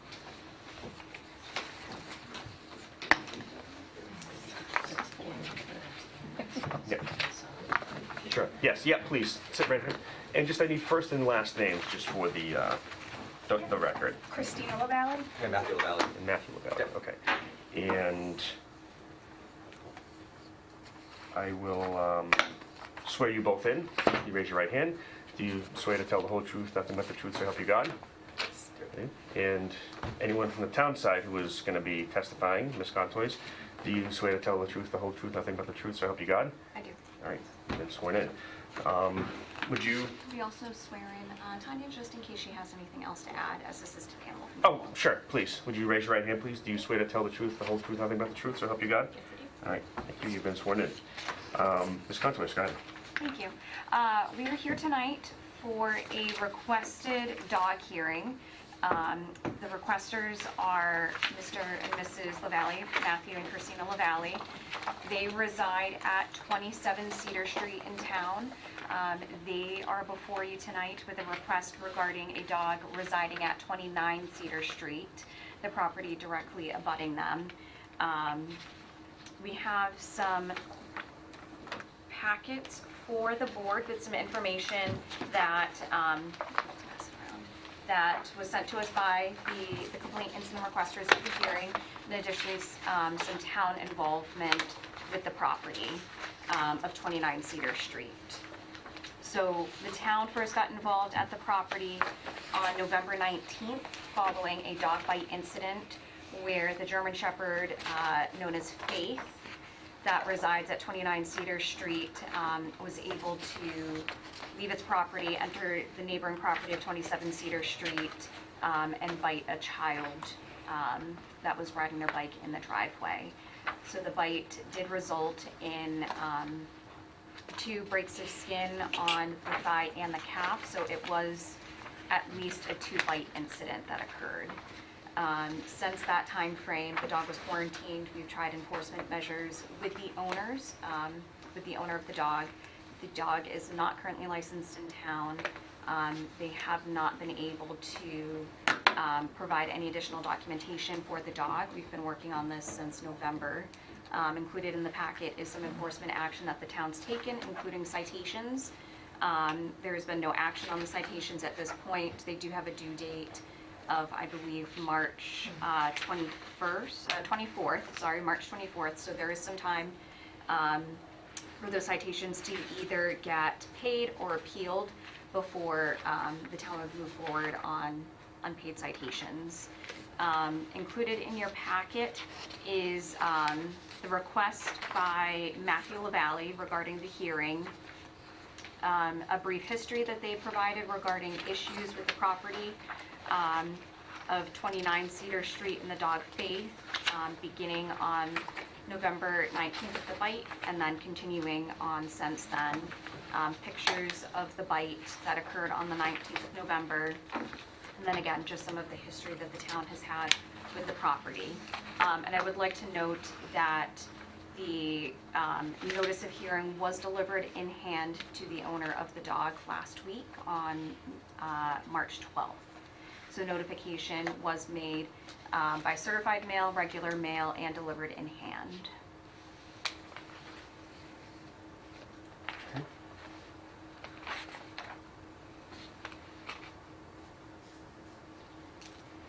And they are not here or online?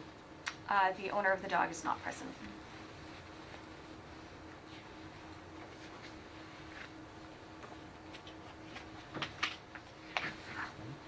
So total fine amount was $100 Correct. and 3 $100 citations. for 3 citations. We do have pictures of the bite, Mark. We have what you have submitted for us as well.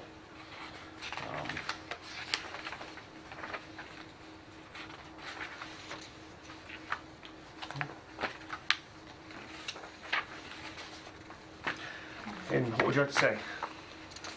So, I mean, this is hard for us because we're dog owners as well. Sure. We're responsible dog owners.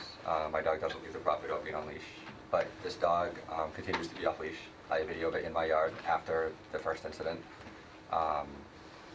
You know, and another time I was walking my dog down the driveway, she was outside unleashed and was very aggressive at my dog and me walking. And I was able to yell at it and it ran away. When it ran away, it then got near the house and then ran back at me. Again, hair up, you know, looking very aggressive.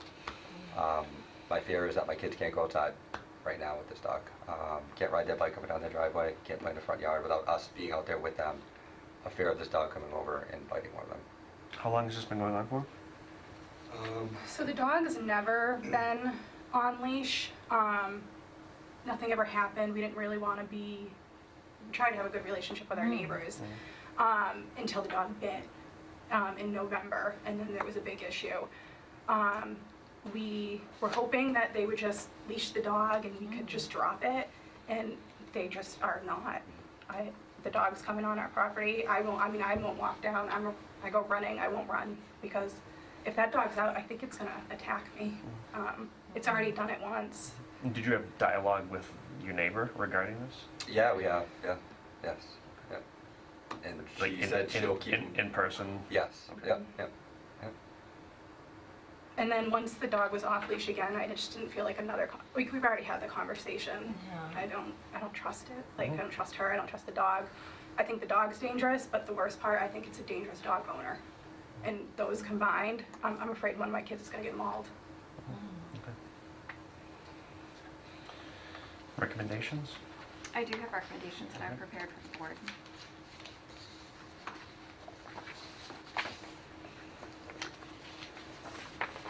So based on the definition, so again, it's a dog hearing where the board would have the option to either find the complaint invalid and not take any action, deem the dog a nuisance dog, or deem the dog a dangerous dog.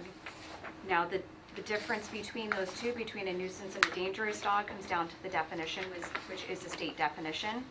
So a nuisance dog, the part regarding a recorded attack or incident. For a nuisance dog, it would be a dog that has threatened or attacked livestock, a domestic animal, or a person, but such threat or attack was not grossly disproportionate reaction under all of the circumstances. And alternatively, a dangerous dog is a dog that either, without justification, attacks a person or domestic animal, causing physical injury or death, or behaves in a manner that a reasonable person would believe poses an unjustified imminent threat of physical injury or death to a person or a domestic or owned animal. Now, based off of the definition and the circumstances surrounding the initial bite and the continued issues with the dog leaving the property, we were provided a video by the LaValleys at 27 Cedar Street of this dog Faith on their property since the initial bite incident in November.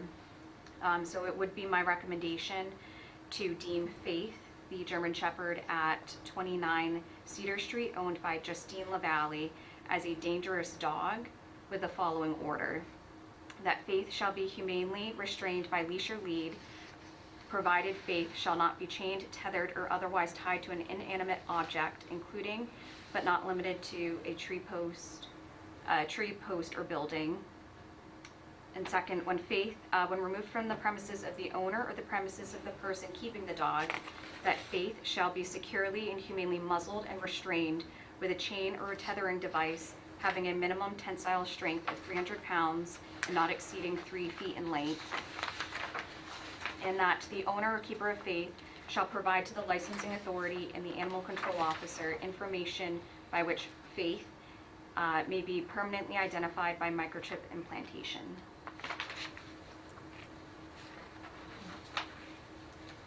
And just to clarify, without an existing order, we don't have any way to enforce that Faith remain leashed on property. So our current bylaws restraint only applies to when the dog leaves the property. So if Faith is allowed off leash within her own property, there's no fencing and no way to keep her contained. So it's not a violation from the town's bylaws until she takes the step off of the property. So this deeming as a dangerous dog, it's still, I mean, she would have to be restrained on their property She'd- at all times. She would have to be restrained at all times. And then what happens if not? If not, she'd be in violation of the order, and then we would most likely be back at the board or further action through court.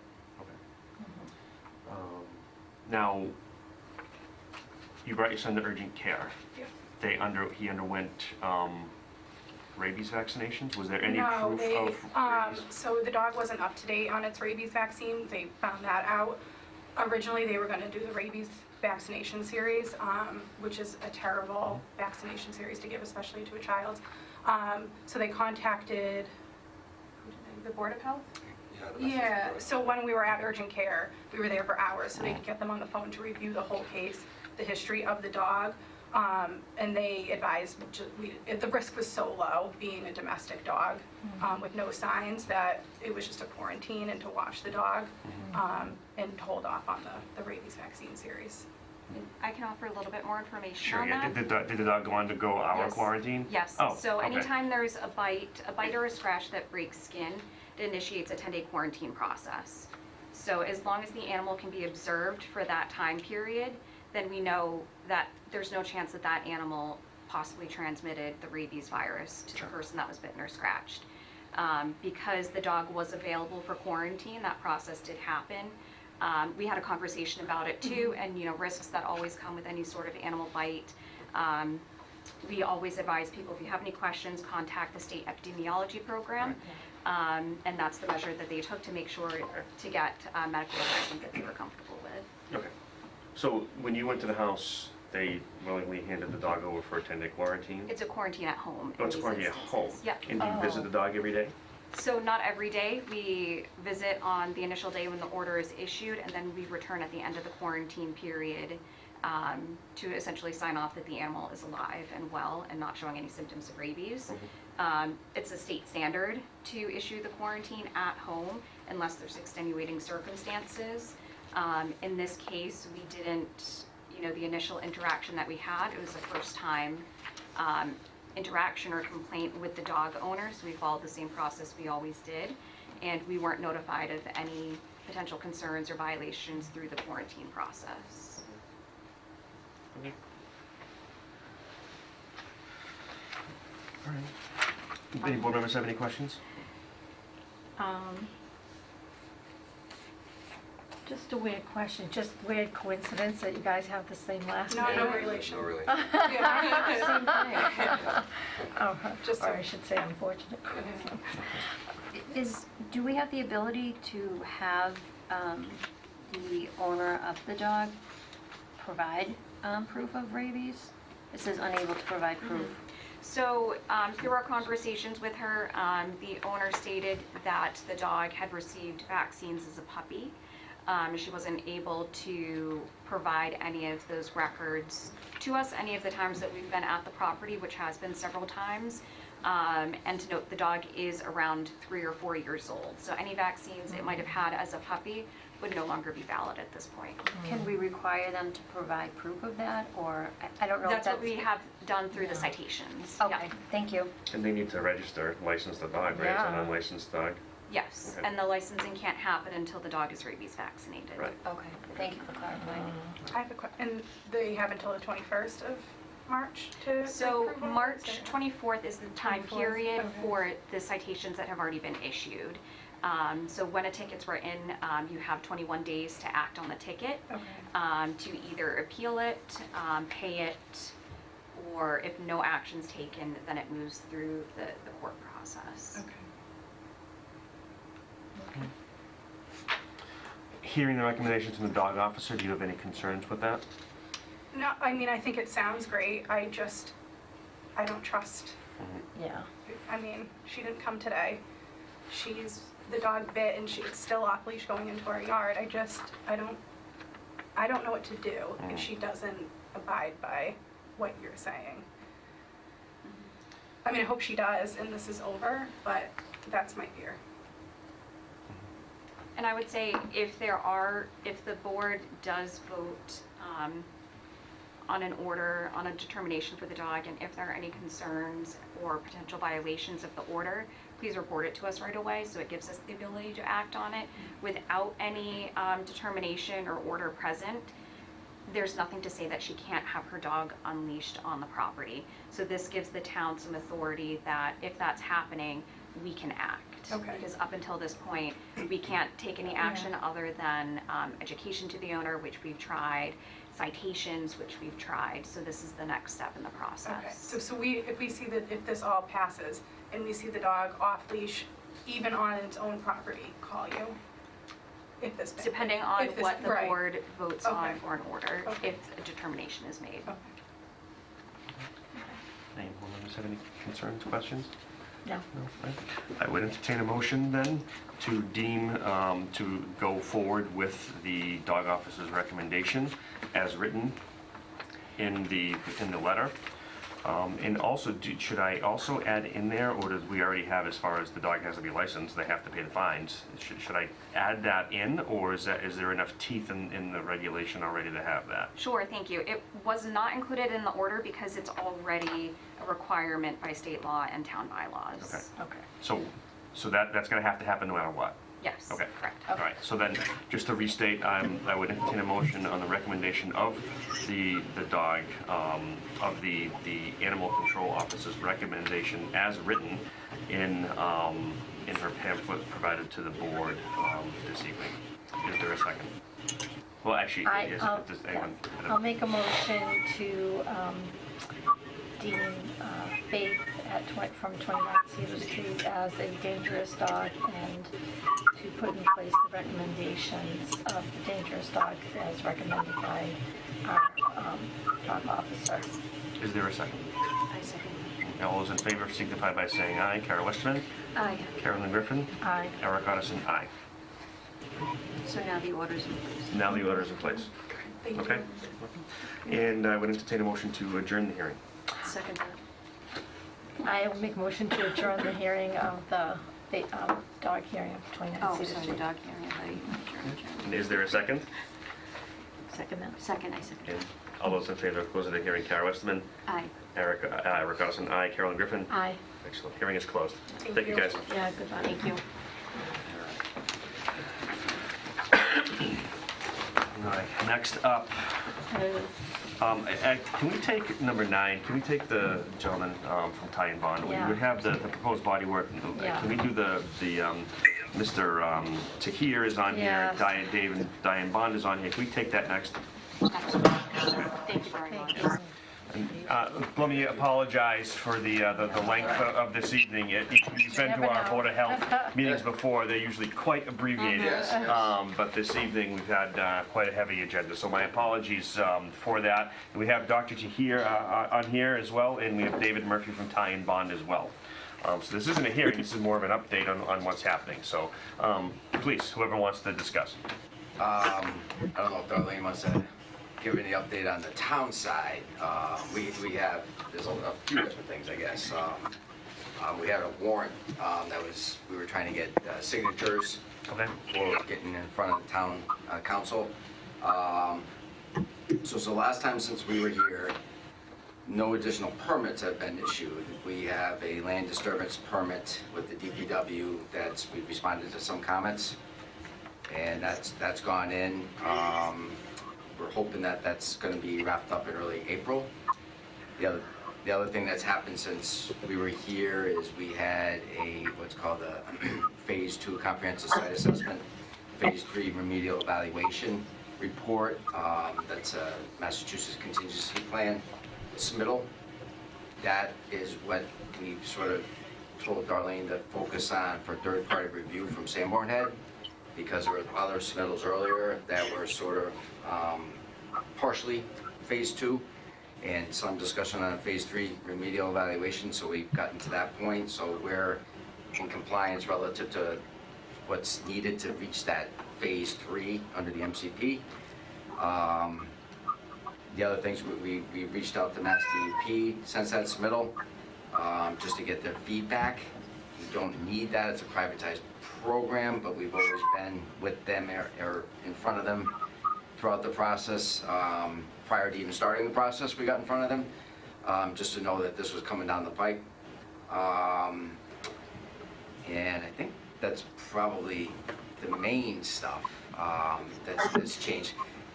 Darlene can maybe speak to why it was pushed that we came again right now, because right now we have, and one of the, actually, did the check come from, did that arrive today from Said, Dr. Said? Oh, okay.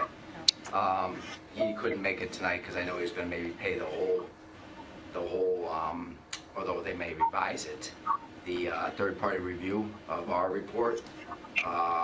It's like, I'm a licensed site professional, so it'd be another licensed site professional for St. Bornhead.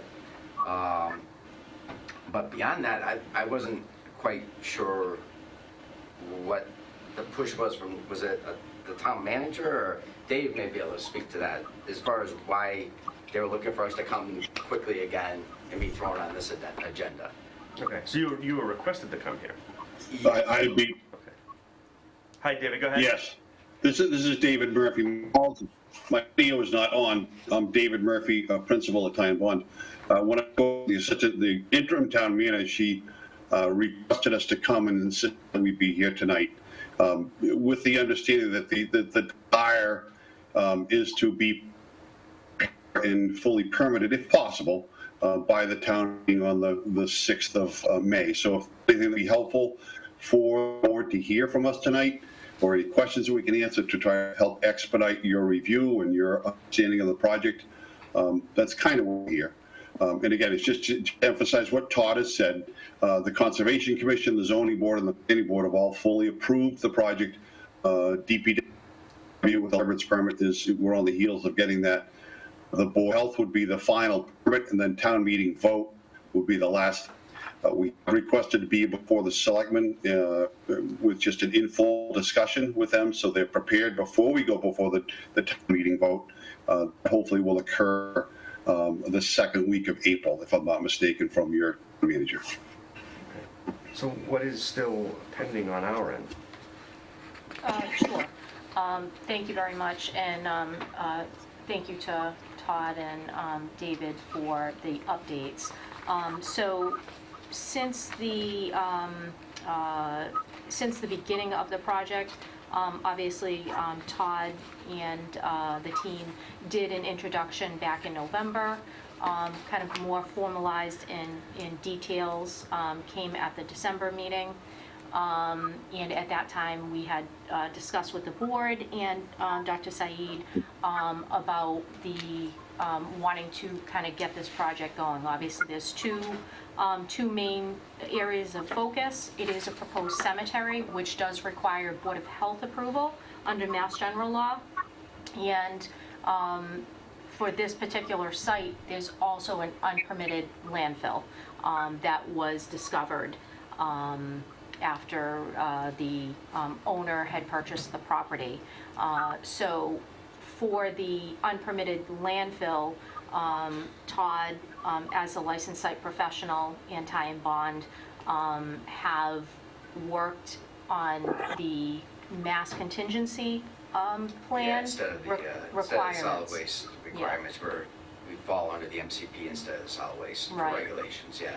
So since December, they have been working towards getting progress, and please correct me if I'm wrong, if I'm not representing it exactly correct. They have been working towards getting progress made on the MCP area for this site. And so the MCP would be focused on the landfill requirements. We touched base in January because we had sent out the town's consultant plan review quote for the review of this project. And so that was in early January. I think it was maybe mid-January. I had spoken with David, and he had informed me at that time that he was gathering some more information, and that Ty and Bond would be providing some more information to DEP, and it would be an update of some sort for Phase 2, Phase 3, which Yeah. which may have changed the plan review quote. So there was a concern at the December meeting and through subsequent discussion that the quote was a concern. And so that notification was made in January to me. And then at the end of February, there was the notification from Ty and Bond that they had submitted more information to DEP. They also sent a formal notification.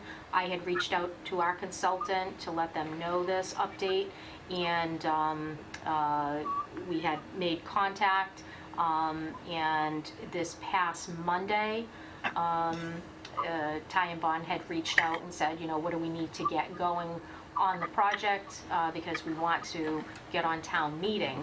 And so the town's consultant hasn't started the review formally because we have not received the check to start and pay our consultant to get started.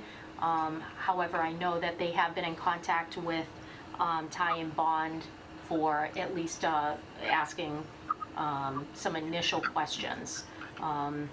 So at this point, it's my understanding that they are, Dr. Saeed is sending a check to get our consultant started, and they have requested a citizen's petition request has gone to the select board's office to get on for the Maytown meeting. So formally, the actual review hasn't started, and there's going to be, I'm sure, some questions back and forth, but hopefully with the information that Todd Curtin and his team have provided to DEP, that may make the review go a little bit quicker, but that is, that's where we stand. I think at the next... If I... Sure, Go ahead. If I could get, sorry, didn't mean to. Just two other little points of detail. We learned Wednesday, we didn't know this previous, that Dr. Saeed, not being a resident of town, was not qualified to actually bring a petition before town meeting. So on Wednesday afternoon, we learned of a request to get signatures in by 1 o'clock on Friday. So we kind of went all hands on deck to get those signatures in. They've been submitted. I think at least 10 were certified. The other point, just for clarification, is that we had submitted a 50% payment for the plans. It was questions with the town manager that she, in an effort to expedite the review and possibly speed it up, she suggested that Dr. Saeed submit the full pay, which is coming in the second. That's momentarily to arrive. So you should have, this is Syed Tahir, you should have received one check today, which is March 17th. And the second one I sent today, actually I was going to bring it myself, but I got stuck in the hospital and could not drive over. So it's going to be going by the end of the week. You should have the second one. Our hope is to go through the entire approval process from different town boards before we go to the town meeting. That just will make our application stronger, will probably bring more trust among the town residents if we have permits from all the departments. And that was my request, if we can sort of put it on for public hearing, contingent upon positive review from the third-party reviewer for the Board of Health for next month. So our hope, this is David again, our hope is that we can work quickly with Sanborn Head to give them the time they need to do the third-party review, but then respond to any and all questions, come before the board, have that discussion about their comments and our responses to their comments, and then I believe a public hearing is required before you can issue your approval, hopefully contingent you're satisfied with your third-party review. So you are correct, a public hearing is required by the Board of Health, and that would need to be done. And Dr. Said, I appreciate the update, but just if you have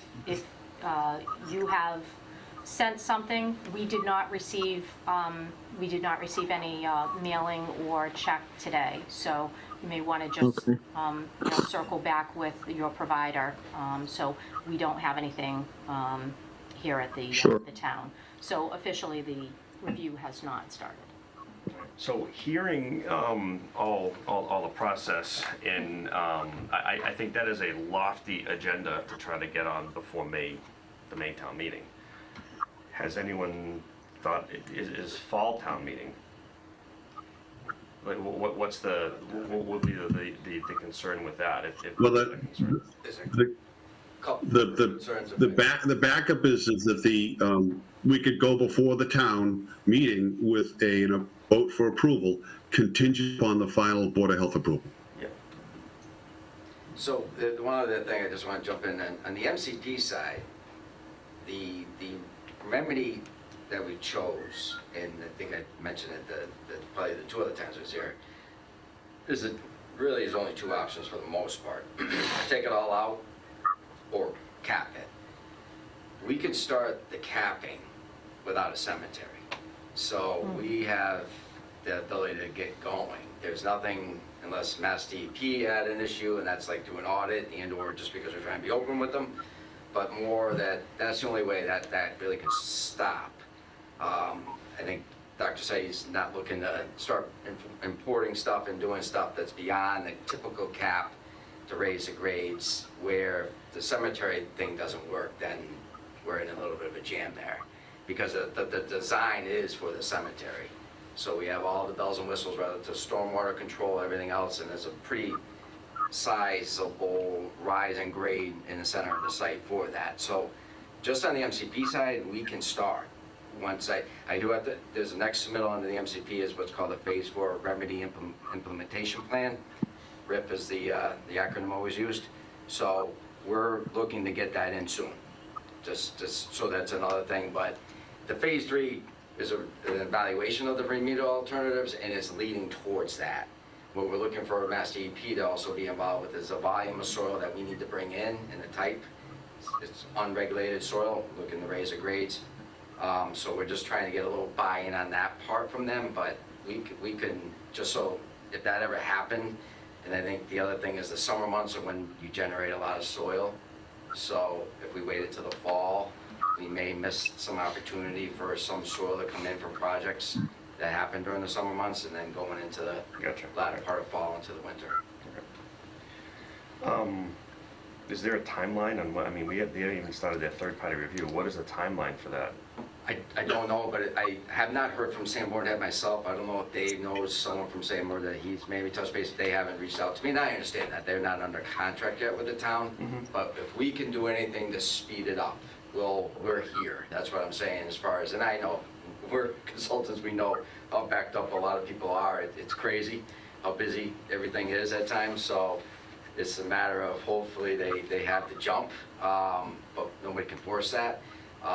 But if there is those kind of questions, we're hoping to respond quickly.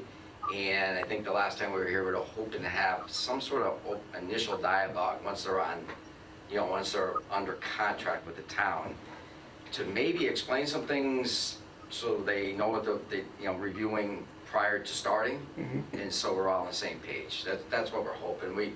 We were even hoping somehow, some way that we could even have someone there here tonight, but we knew they weren't under contract, and that's unfortunate. That's a lot to ask of someone to respond that quickly. But that's what we're looking for, is to try to, whatever we can do to help facilitate on this side to get that through. And, maybe it's an open and shut case for them.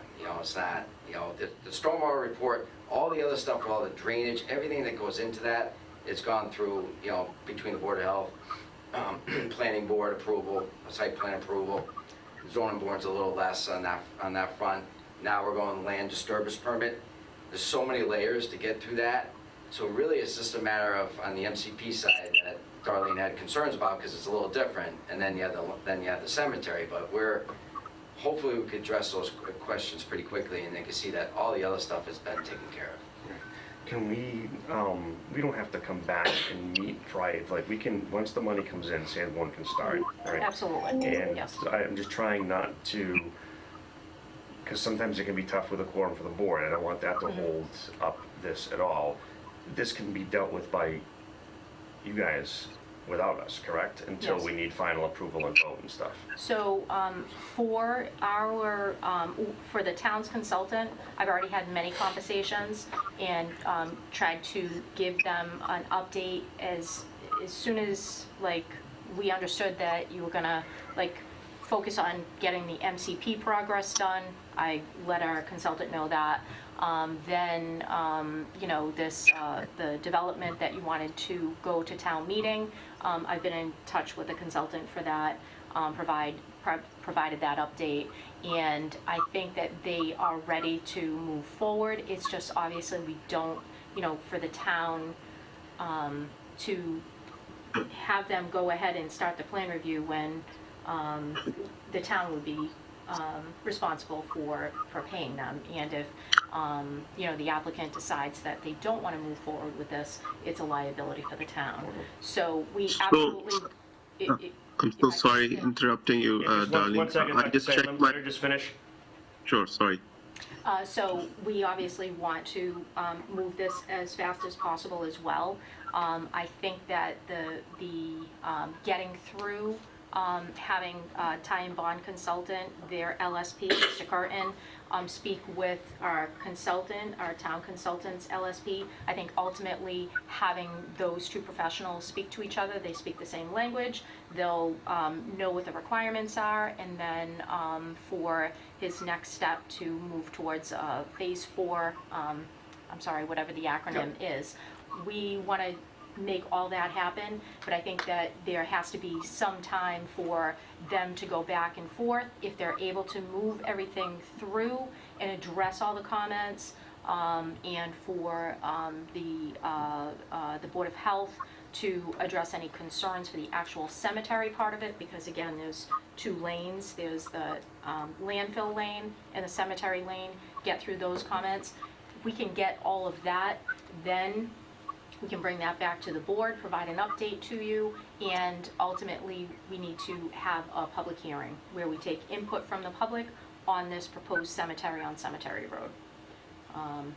I think that realistically, that may take 2 meetings, but that really is, it's...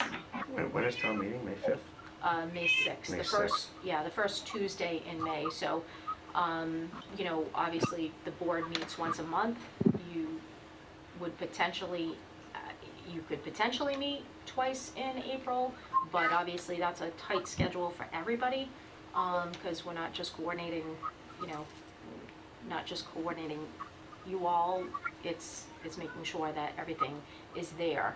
To Mr.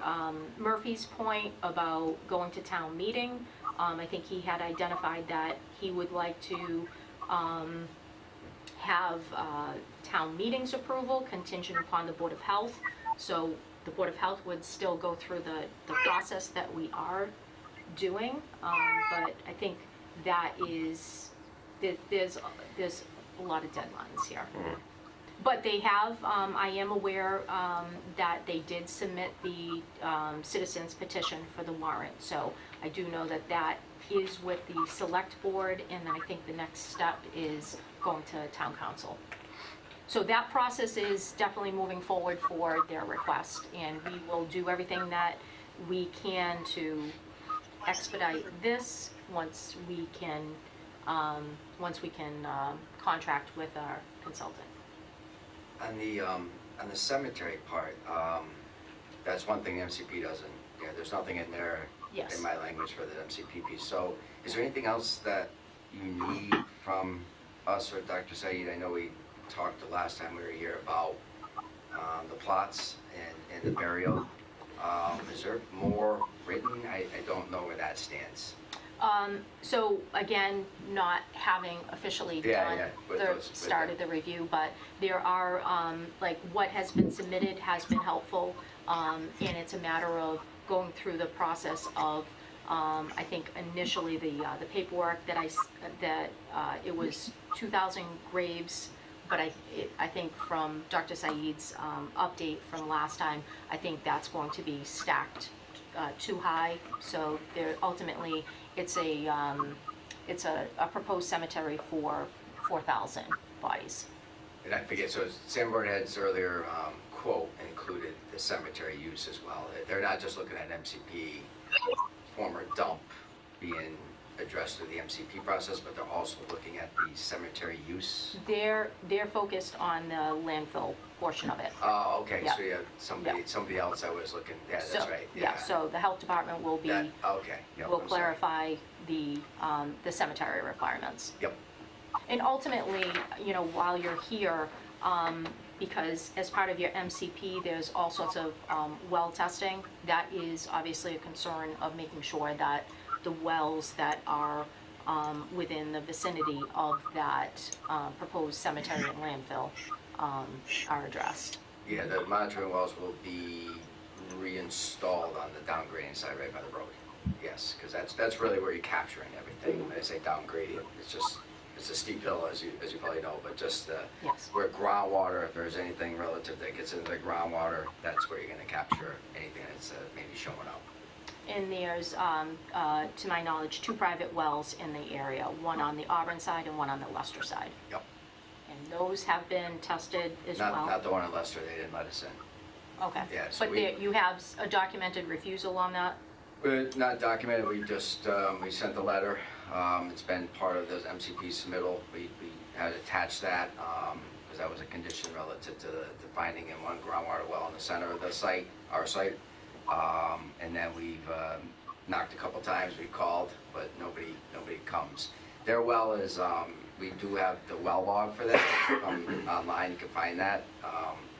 And that's about 300 something feet below grade in bedrock. So I have my last submittal to Mass DEP said I don't have concerns because that's cross gradient. Again, this will make things flow. It's to the side, we all flow, everything flows to the east at the side. I know we have nothing up in front of us. Down the hill towards Cemetery Road, they're cross gradient, they're north in Leicester. So we don't have, and we have a monitoring well that's right by their property and the property line.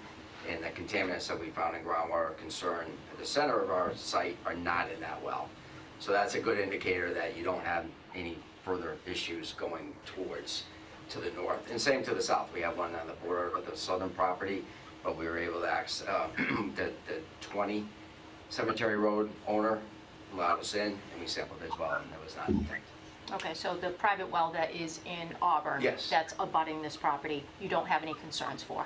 And we have data to even support that even further. And they allowed you to test? Yep. So those are the, you know, obviously the surrounding areas for private well that I think that you want to make sure that's documented. May I say something? I just wanted to give you an update. I just checked my bank online and it says paid the check on today's date. So if you have not received today, you'll probably get it tomorrow. $6,500 check. Thank you, Dr. Saeed. We'll watch for it tomorrow. Sounds good. Any board members have any questions? No? I mean, I think we're in it. Like, we're coming up on a deadline here, so as fast as we can get this to go would be advantageous, but. So does the board, I mean, I can give you an update, kind of where we're at. I mean, typically we meet once a month in April. I don't know, I can't say what kind of concerns are gonna come up because I don't have that information.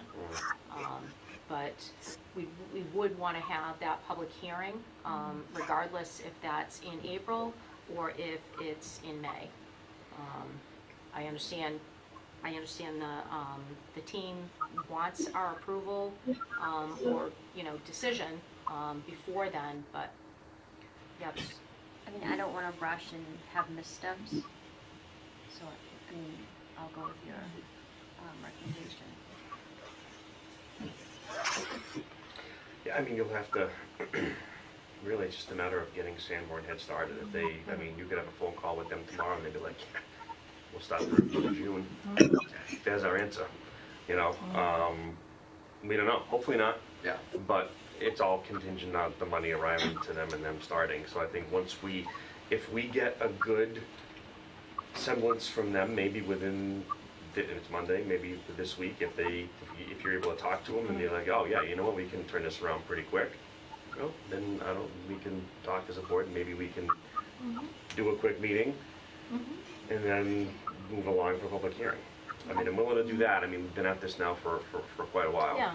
And there's a lot of money and a lot of steps, and there's been surprises to these folks along the line too. So if we can do anything to certainly expedite, you know, this, I'm for it. So I think that if we can get some sort of a test on what they're looking, if they're like absolutely not, there's absolutely no way that this is going to be able to happen, there's our answer. If they say no, we can do it, and then let's go that route. Because really, that's what we need them. They're saying, yeah. You know, we need them. So as soon as they are done, we meet, then we do public hearing, and then see what we can do.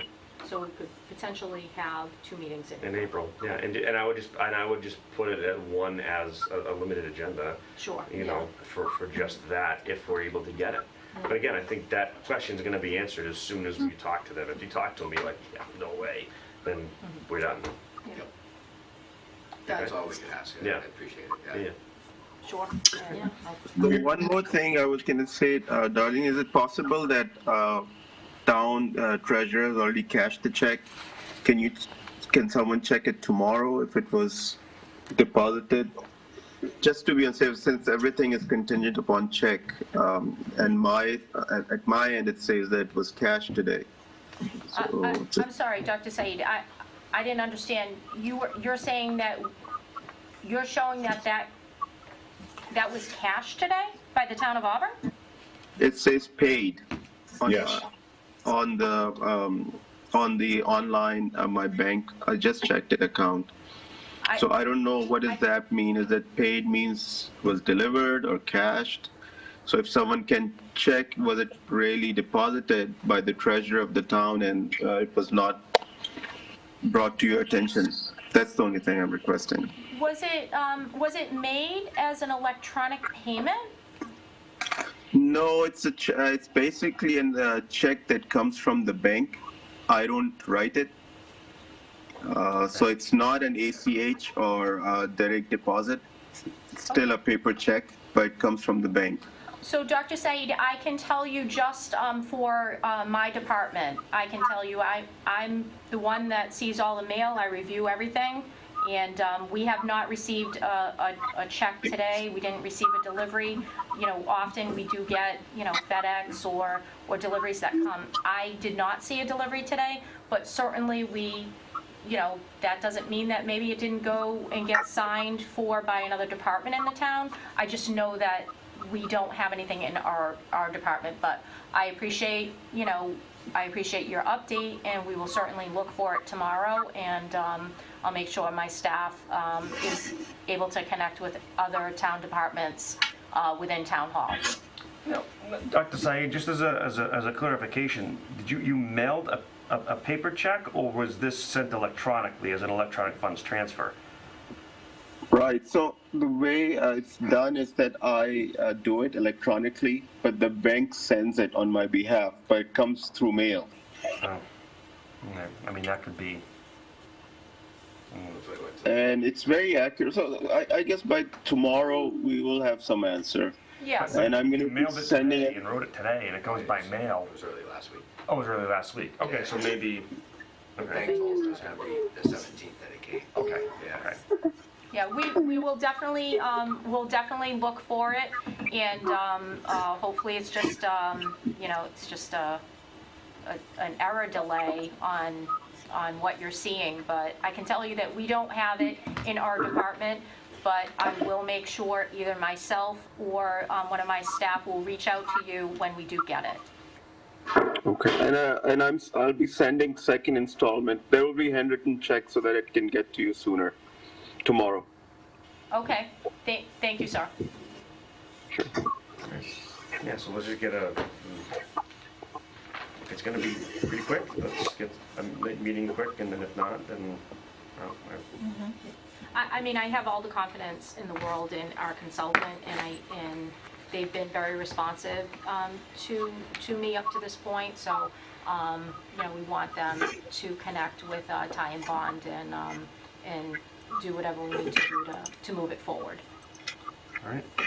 Sounds good. Appreciate it. That okay? Yeah. Yeah, all right. Again, thank you for your patience thank today, I you. really appreciate it. Thank you very much. So- You warned me, so you knew it was gonna be a long meeting, so. I'm sorry, No this surprises. I was a long one.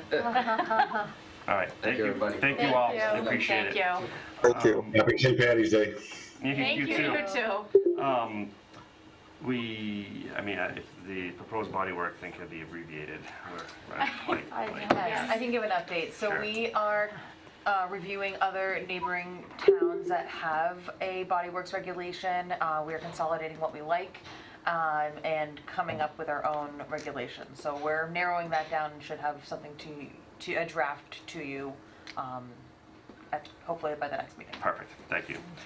Solid waste and recycling, townwide cleanup day is on May 3rd, and we also have a yard waste schedule. Yeah. When is that? Yeah, Is so it- the yard waste schedule, that's gonna be the spring pickups, so that's curbside. We are just waiting to confirm with Casella. We have a proposed schedule, so we'll be putting that out on social media and cable access and all the usual places. We'll have that probably on the electronic board as well. So anytime, sometime this week. Gotcha. And communicable diseases? Nope. We got nope, nothing? no. Okay, and then obviously we have the free COVID tests available at town buildings, and we have an introduction. Yes, we do. So I would like to introduce Katrina Williams. She is brand new to our department, and we are thrilled to have her. Has it been 3 weeks? 3 weeks. So she is. Almost 4, I think. We haven't scared her away yet, so that's a good thing. And she's already made all of the operations in the office easier on a whole bunch of fronts, so. Perfect, awesome. Well, thanks and welcome. Yeah. All right. If nobody has anything else, I'd entertain a motion to adjourn. I make that motion to adjourn the meeting. Is there a second? I second. All those in favor, Kara Westerman? Aye. And Carolyn Griffin? Aye. And Eric Goddison, aye. Meeting is adjourned. Yeah. Thank you. This conference is no longer being recorded.